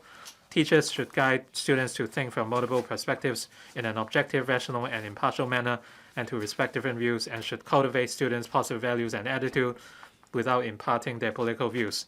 On the whole, both school sponsoring bodies and school management are able to follow the EDB's guidelines and remind teachers to uphold their professional ethics. On the complaints against individual teachers suspected of making biased remarks in schools, if inadequacies are identified in areas such as curriculum planning and management, as well as arrangements and supervision of teaching and learning activities in school during the investigation, the EDB will make recommendations to the schools concerned for improvement. For cases of a serious nature, warning letters will be issued to require the schools concerned to submit plans for improvement. On the whole, upon receipt, the EDB's comments or warnings, schools would generally take appropriate follow action to meet the requirements of the EDB. Therefore, there is no need for the EDB to make additional regulations on top of the existing Regulation 98/2 of the Education Regulations.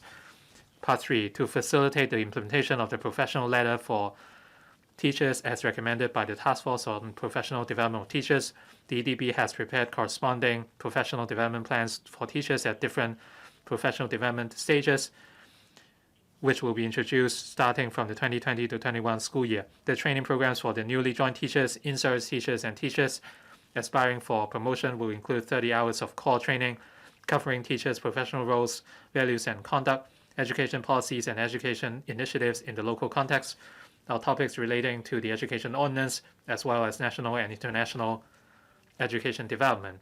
As the authorities for teacher registration, as well as formulation, implementation, and monitoring of education policies, the EDB has the responsibility to provide the related training. Regarding the elective part of the training, newly joined teachers and teachers aspiring for promotion may select suitable elective programs based on their individual professional development needs and needs of school development. In fact, the EDB has been actively providing a variety of professional development programs and activities for teachers. As with most education measures, the expenses to be incurred will be subsumed under the EDB's overall staff and operating costs. Besides, we plan to commission teacher education universities and external training providers to offer part of the elective programs, and the expenditure will be met by the 500 million non-current provision allocated by the government in 2018 for strengthening the professional development of teachers.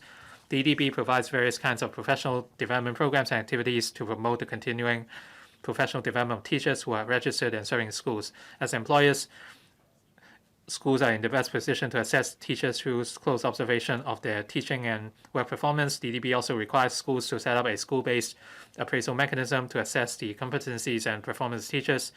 The professional development programs and activities provided by the EDB are developmental in nature. Since most skills and theories learned in courses and activities need to be applied in teaching practice, post-course or activity assessment will not be able to effectively evaluate a teacher holistically. Ms. Holden CHOW, with the Black Clad violence that occurred, there were acts or behaviors from teachers that incite secession, which was a cause for concern. Apparently, a lot of teachers might have their teaching status or registration canceled, and the secretary's reply said that it is enough to merely refer to the guidelines. But if the guidelines are effective, then the teachers would not have behaved the way they did. In the future, the work would lie on schools instead of the EDB. The EDB has failed in the enforcement effort. We are really concerned that teachers who misconducted themselves would jeopardize our students. Would the EDB disclose the identity and acts of the teachers who committed misconduct so that the students and parents' right to know can be safeguarded. Mr. Chow made a number of statements before his question. Let me quickly address those views before I answer the question. We would monitor the overall performance of teachers at the Authority for Teacher Registration. We will follow up on every complaint seriously. For teachers arrested by enforcement authorities or those who will make appearances in court, we will follow up on their cases.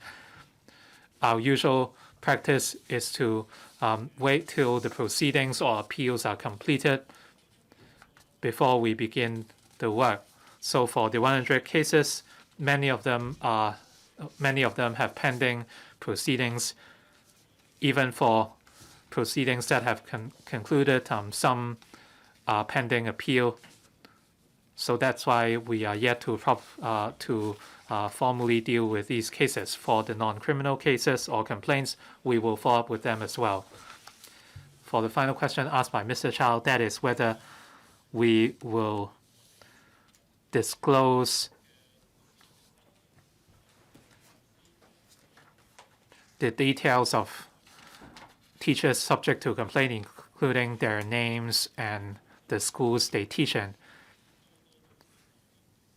If we disclose such information upon receiving the complaints, this is unfair for the teachers and schools. For teachers found to have committed misconduct, if their teaching status is cancelled, they will no longer be allowed to teach in schools. So the schools and EDB are gatekeepers in this regard. For cases in which warnings or advice are given, our goal is to allow the teachers involved to improve themselves so that they can continue to teach. And in this regard, we should give them an opportunity. If we disclose the names of schools, it might be unfair for the schools themselves. Some cases might involve the personal conduct of teachers. If we hold the schools responsible for certain behaviors that are out of their control, it might be unfair. But having said that, we would follow up on every case seriously. We will issue warnings or reprimands or even cancellation of registration where needed. But we must carefully investigate each and every case, and we must remain impartial and fair. This has been our practice. Ms. Eunice Yong. Madam Deputy,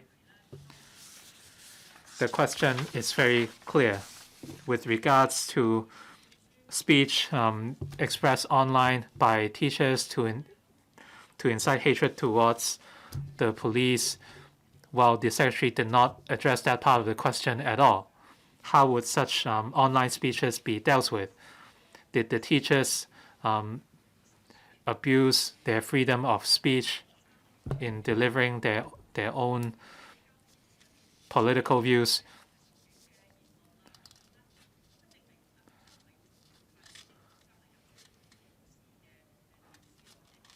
If teachers offer such views online, would students have to take sides over such views or express their thoughts on such views? The Secretary said in reply to Mr. Chow's follow-up question is that disclosing the details of the schools would affect the schools themselves. If that's the case, you would fail to play the role of gatekeeper. Oversight should be provided by students and parents on schools. The government should explain why they cannot disclose the details of teachers who committed misconduct. This is to safeguard the students and parents' right to know. I hope the government would explain why they failed to do that, or why they would refuse to do that. Like I have explained in my answer to Mr. Chow's question, some teachers might have received a lot of complaints.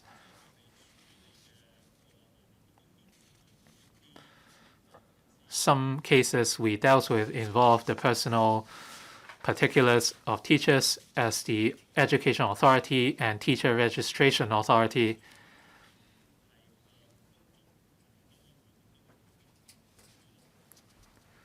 we would hold the teachers responsible for their performances, whether at LegCo or on other occasions. From June last year to June this year, we received 222 complaints in relation to teachers. Some of them were unsubstantiated. Among the substantiated cases, we issued warnings for certain cases, and we expect improvements from the teachers. We will also monitor the situation. However, if we are to disclose the names of teachers,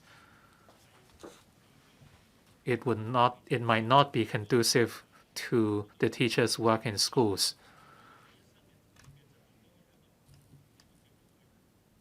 The primary responsibility in schools, of course, lies with the school principals. They should provide oversight on teachers' performances as a means to enhance teaching quality. So ourselves and the school principals would extend support to teachers subject to warnings or advice, so that they would have an opportunity to improve. We should allow teachers to improve themselves, but if we disclose their names, then we might create a labeling effect, and this might lead to greater difficulties in their work. We have tens of thousands of teachers. Over the past year, we received more than 200 complaints. Some of them were unsubstantiated. So in terms of the quality of our teachers as a whole, we are still very confident the EDB would be fair and impartial in providing oversight on teachers and following up on these cases, so that we can maintain a quality team of teachers.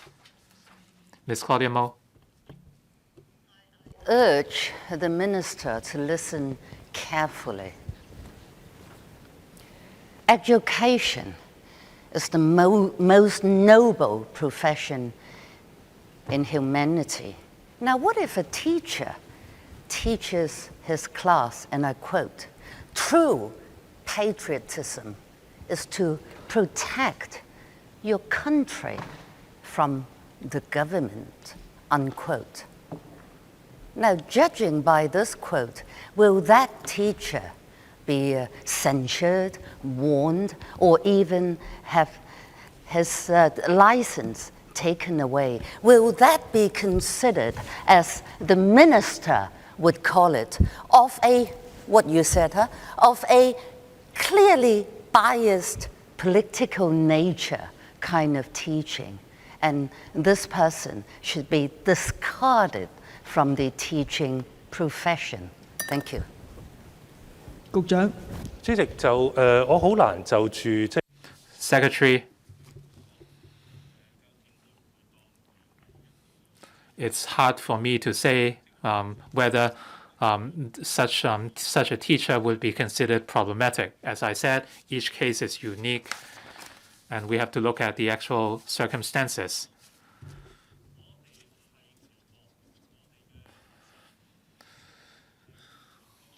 With regards to education in Hong Kong, we hope that our students would have a sense of nation. They must learn about Hong Kong, which is a part of the nation, and that they would naturally be a part of the nation. With the national security law that was recently passed, we hope our students would play a part in safeguarding national security. This is an expectation of our students in the future, and going forward, through our professional teachers, we hope to do a good job in education, and that is why we have requirements and expectations of our teachers. Our teachers themselves should have a sense of nation. They should understand the relationship between themselves and the nation.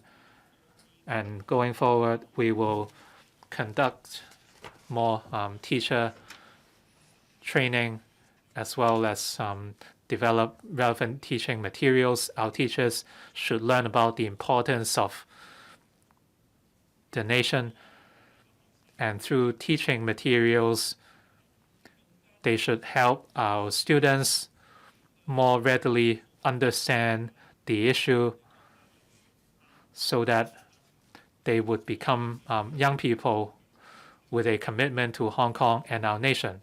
The future of Hong Kong depends on the quality of our future generation. We need a future generation who loves Hong Kong and loves the nation in maintaining the development of our society, and that they would be able to inherit the role of teachers in the future. And the work begins today. Starting from now, this is the direction we want to go. Ms. Mo, which part of your question was not answered? An effective yes. 呢個唔係一個跟進。 This is not a follow-up question. 毛孟靜議員。 Now turn to the last oral question. Mr. Ray Chan, call for quorum.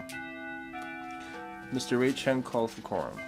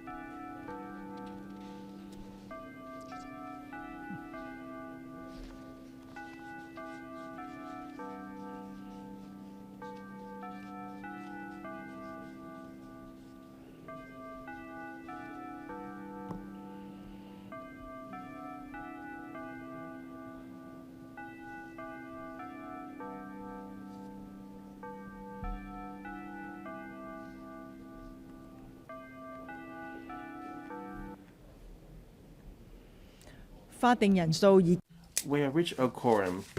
Meeting resumed. Please return to your seats. Last questions in oral reply. Honorable Claudia MO.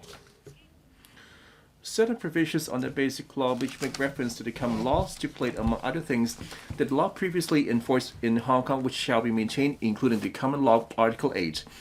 Reference may also be made to proceedings of other common law jurisdictions in the adjudication of cases in accordance with the laws, Article 84. And the Court of Final Appeal may, as required, invite judges from other common law jurisdictions to sit on the Court of Final Appeal, Article 82. On the other hand, pursuant to Article 18 of the Basic Law, the law of the People's Republic of China on safeguarding national security in the Hong Kong Special Administrative Region, the National Security Law, was added to the list of national laws in Annex III of the Basic Law and applied in Hong Kong by promulgation on 30th of the last month. In this connection, will the government inform this council, 1, whether it has studied if the aforesaid basic law provisions, which are related to the common law, are applicable to the criminal proceedings instituted under a national law, including the national security law listed in Annex III to the Basic Law, and 2, of the justifications for the Secretary for Justice to make the following statement. Quote, "It is impracticable and unreasonable to expect that everything in the national law, the national security law, will be exactly as what a statute in the Hong Kong SAR common law jurisdiction would be like." Secretary for Justice. President. The National People's Congress NPC adopted the decision of the National People's Congress on establishing and improving the legal system and enforcement mechanism for safeguarding national security in the Hong Kong Special Administrative Region. Quote the decision. On 20th of May 2020, paragraph 6 of the decision authorized the Standing Committee of the NPCSC to enact relevant laws on establishing and improving the legal system enforcement mechanism for safeguarding national security and HKSAR.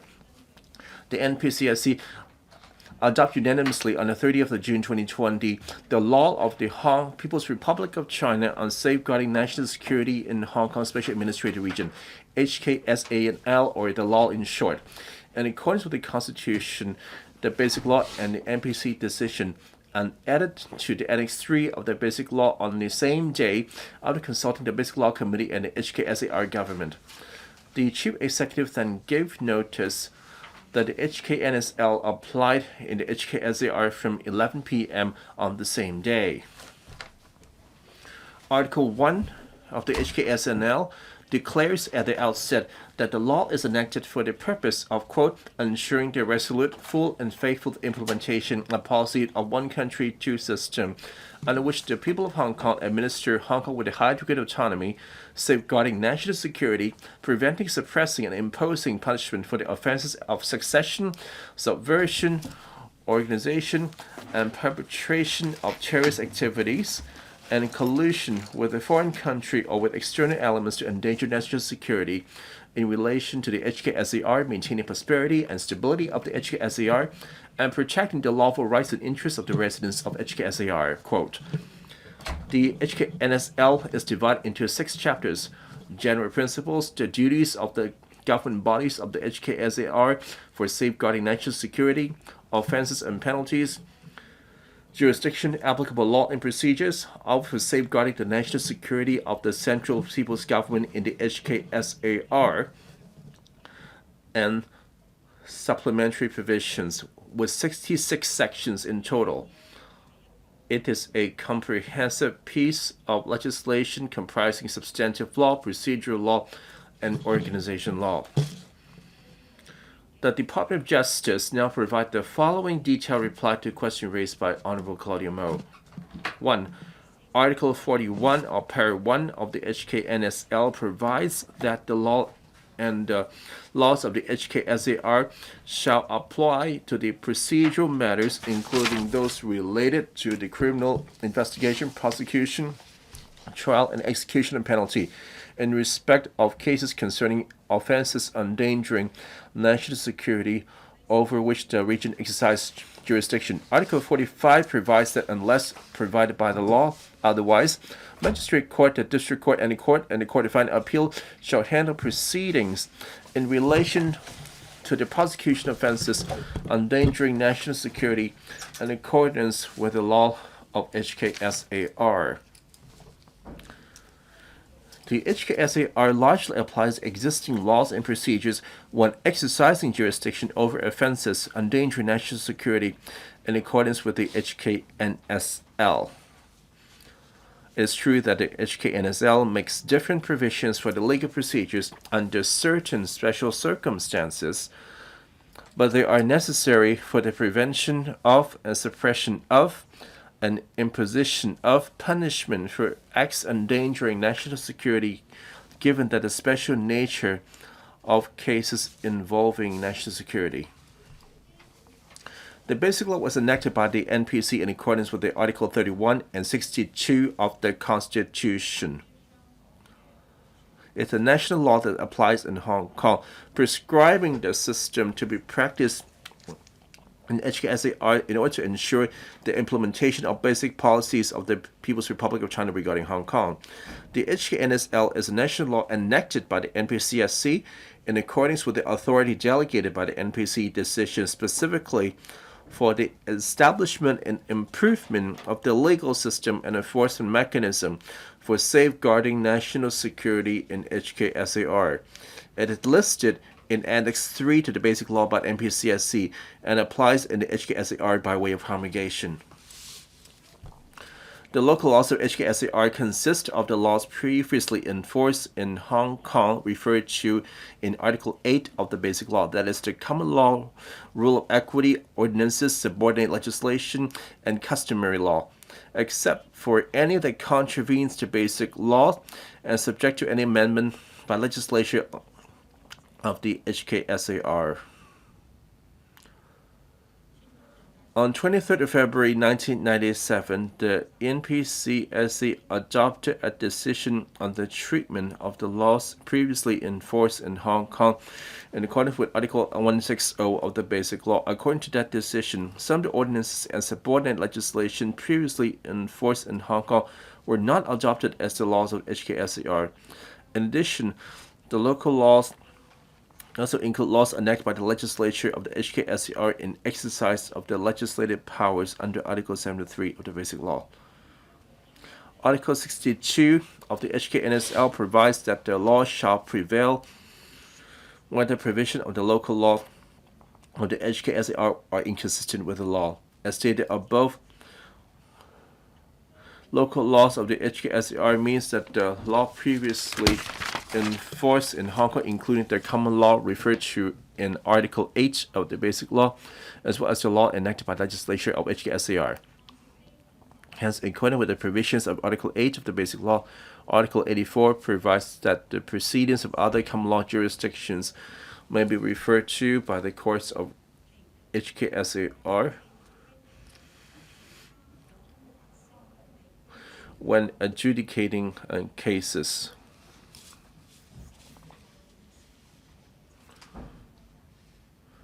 Article 82 of the Basic Law, which provides that the Court of Final Appeal may, as required, invite judges from other common law jurisdictions to sit on the court, continues to apply. The HKNSL is a special and innovative national law because it comprises three different types of laws, namely an organization law established the relevant responsible bodies, a substantive law provides for law, offense and penalties, and procedural law in relation to law enforcement, prosecution, and trial. Although the HKNSL is national enacted by the NPCSC, it has taken into account the differences between the legal system of the state and the HKSAR. Many provisions include ensure that the HKNSL and local laws are reconcilable, compatible, and complementary with each other. The common purpose of those two common major characteristics is to ensure that the laws of safeguard national security can be fully and effectively enforced in HKSAR. Hence, one cannot demand that the legal provisions of the HKNSL are drafted in the language of Hong Kong common law. Thank you, President. Ms. Claudia MO. You call special and innovative law does contain plenty of language that's just not only broad, but very vague. Now, there's this particular provision that says if you use illegal means, but unspecified, to provoke hatred against the Hong Kong and Beijing authorities, you could be committing a crime. This is how do you define hate to start with? And it's all according to the prosecution's whims, to the court's whims. This is not exactly rule of law, is it? Or at least the spirit of the rule of law. Thank you. 司長。 Secretary. Chairman, and the question. Insofar as the provisions relating to how the particular law is to be interpreted, it is important to bear in mind that when one is interpreting provisions of statutes and indeed also the basic law, the court will adopt a purposive approach. And when one is looking at a particular wording in the particular section that member is referring to, one would be looking at the meaning within the context of the Chapter 1 of this particular legislation. Chapter 1 sets out the general principles of this legislation in order to look at what amounts to hatred that could give rise to the particular commission of the crime. One has to bear in mind whether the purpose is such as to meet what is in particular Articles 1, 2, and 3 of Chapter 1, whilst, of course, bearing in mind the provisions in Articles 4 and 5 of Chapter 1. Thank you. 陳健波議員。多謝主席。 Mr. Cheng Kin-po. While the Hong Kong national security law, besides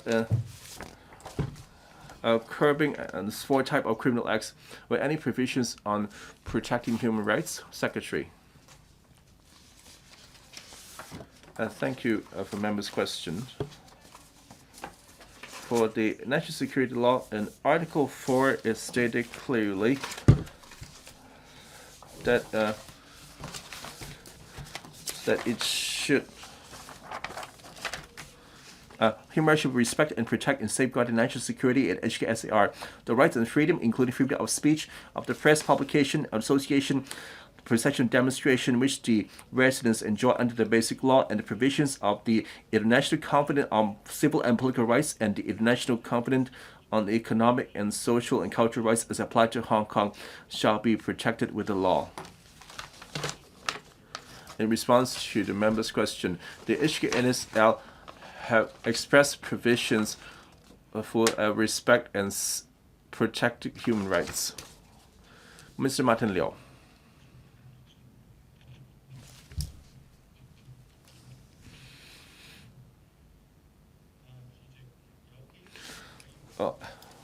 A member of the Basic Law Committee had pointed out, even though the NSL have been put under the Annex III of the Basic Law, however, they are seen in parallel at national law, and the NSL also prevails over the local law. So there is no mechanism in place in allowing the Hong Kong courts and claiming that it's contravened with the Basic Law, even though, according to the Secretary, the HKNSL have catered to the differences in the two legal systems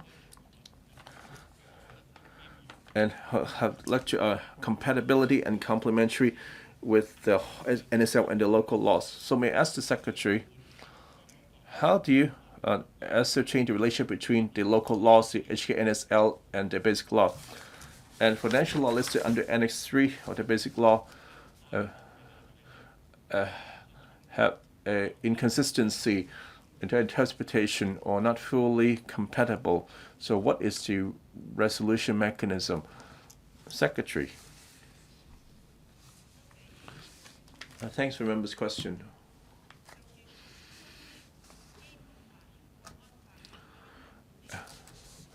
As for the relationship between the basic law, the HKNSL, and the basic law, and I can explain the misunderstanding from Article 62. In Article 62, and the law shall prevail when the provisions of the local law of the HKSA are inconsistent with the law. Some will see that whether it would prevail over local laws.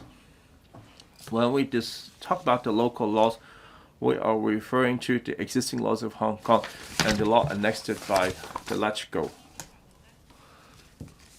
So these are our local laws. The basic law as a national law applies to Hong Kong. That is not something in the local law. When on human rights, though, like in my response to Mr. Chan Kin-po, in Article 4 of the human rights safeguards in the basic law, the HKNSL which only respect and protect them. And for the basic law, the HKNSL, and also the other national law under Annex III, for that any inconsistency, then how should we reconcile the differences?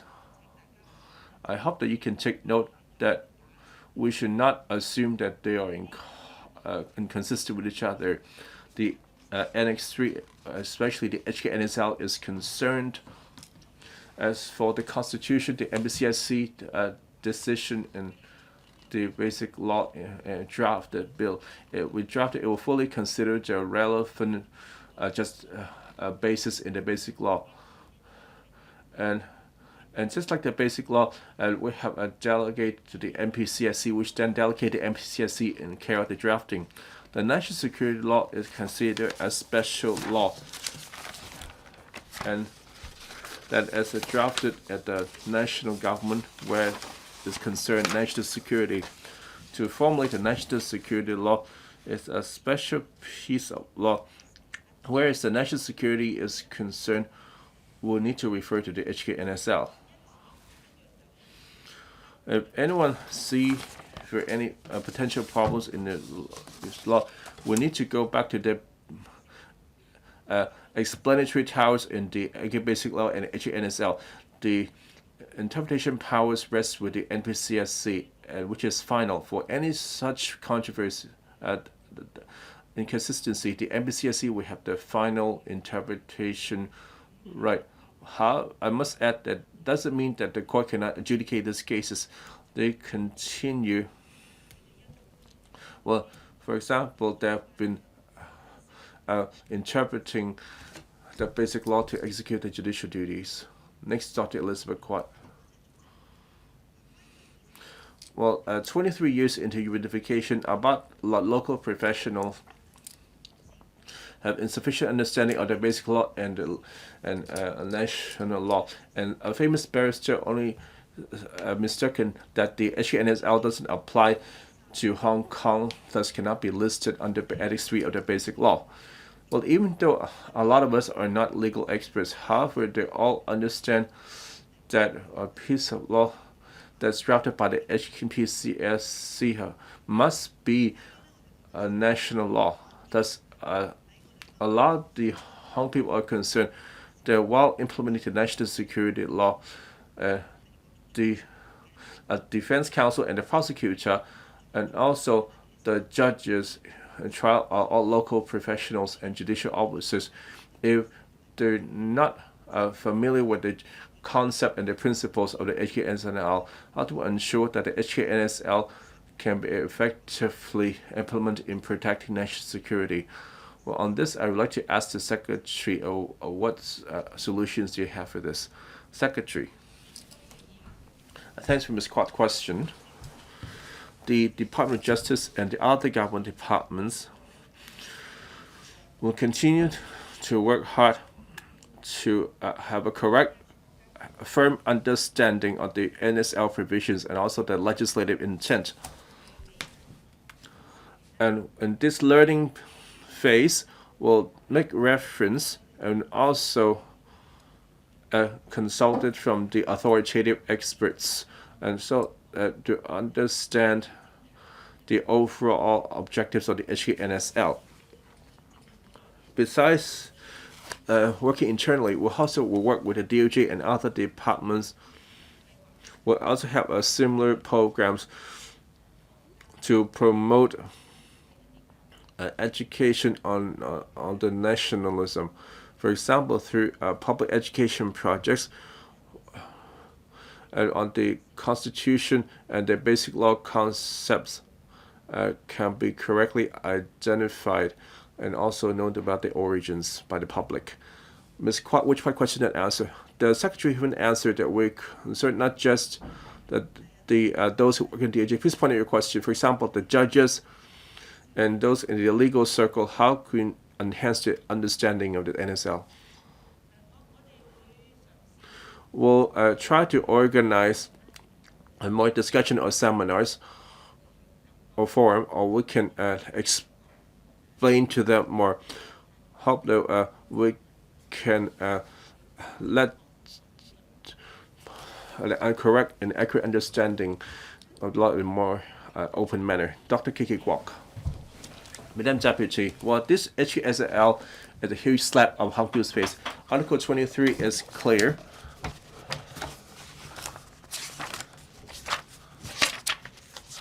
For any act of treason, secession, or sedition, or subversion, it will be through the legislating or enact laws under Article 23. And as for the Secretary, for any inconsistency that the NSL shall prevail. For Article 29, that the independent judicial power and final adjudication in Article 19 had already been repealed, while one country, two system already been annulled. Well, there's no room for independent judicial power and final adjudication. Can you just tell us that all been abolished? Secretary. Members have shown incorrect in understanding. Whereas 23 is concerned, allow me to continue. Or Article 23, the HKSAR have a constitution duty to enact laws. Well, we're not able to achieve that in 23 years when the country, for example, back in 2019, we're experiencing chaos when they have the advocacy for Hong Kong independence. Thus, they drafted this HKNSL. So that is part of the CPG's powers, beside whether to legislate this within their right. And the decision explicitly stated, even though the HKNSL have been instituted, and Hong Kong should expedite the in its act to enact the laws. As for our right for final adjudication, it still rests with Hong Kong. The trials, so long that they are under the HKL's jurisdiction, the final adjudication shall rest with Hong Kong. So the member is showing a completely incorrect understanding. Well, they call which part question and answered. Well, my question was clear. Please hurry up. Well, if the national security officer not happy, they could be extradited to China. Please stop. Anything to ask, Secretary? The member have mixed up the two different matters. I pointed out just now, when a case falls under HKL's jurisdiction, the right of final adjudication definitely rests with Hong Kong.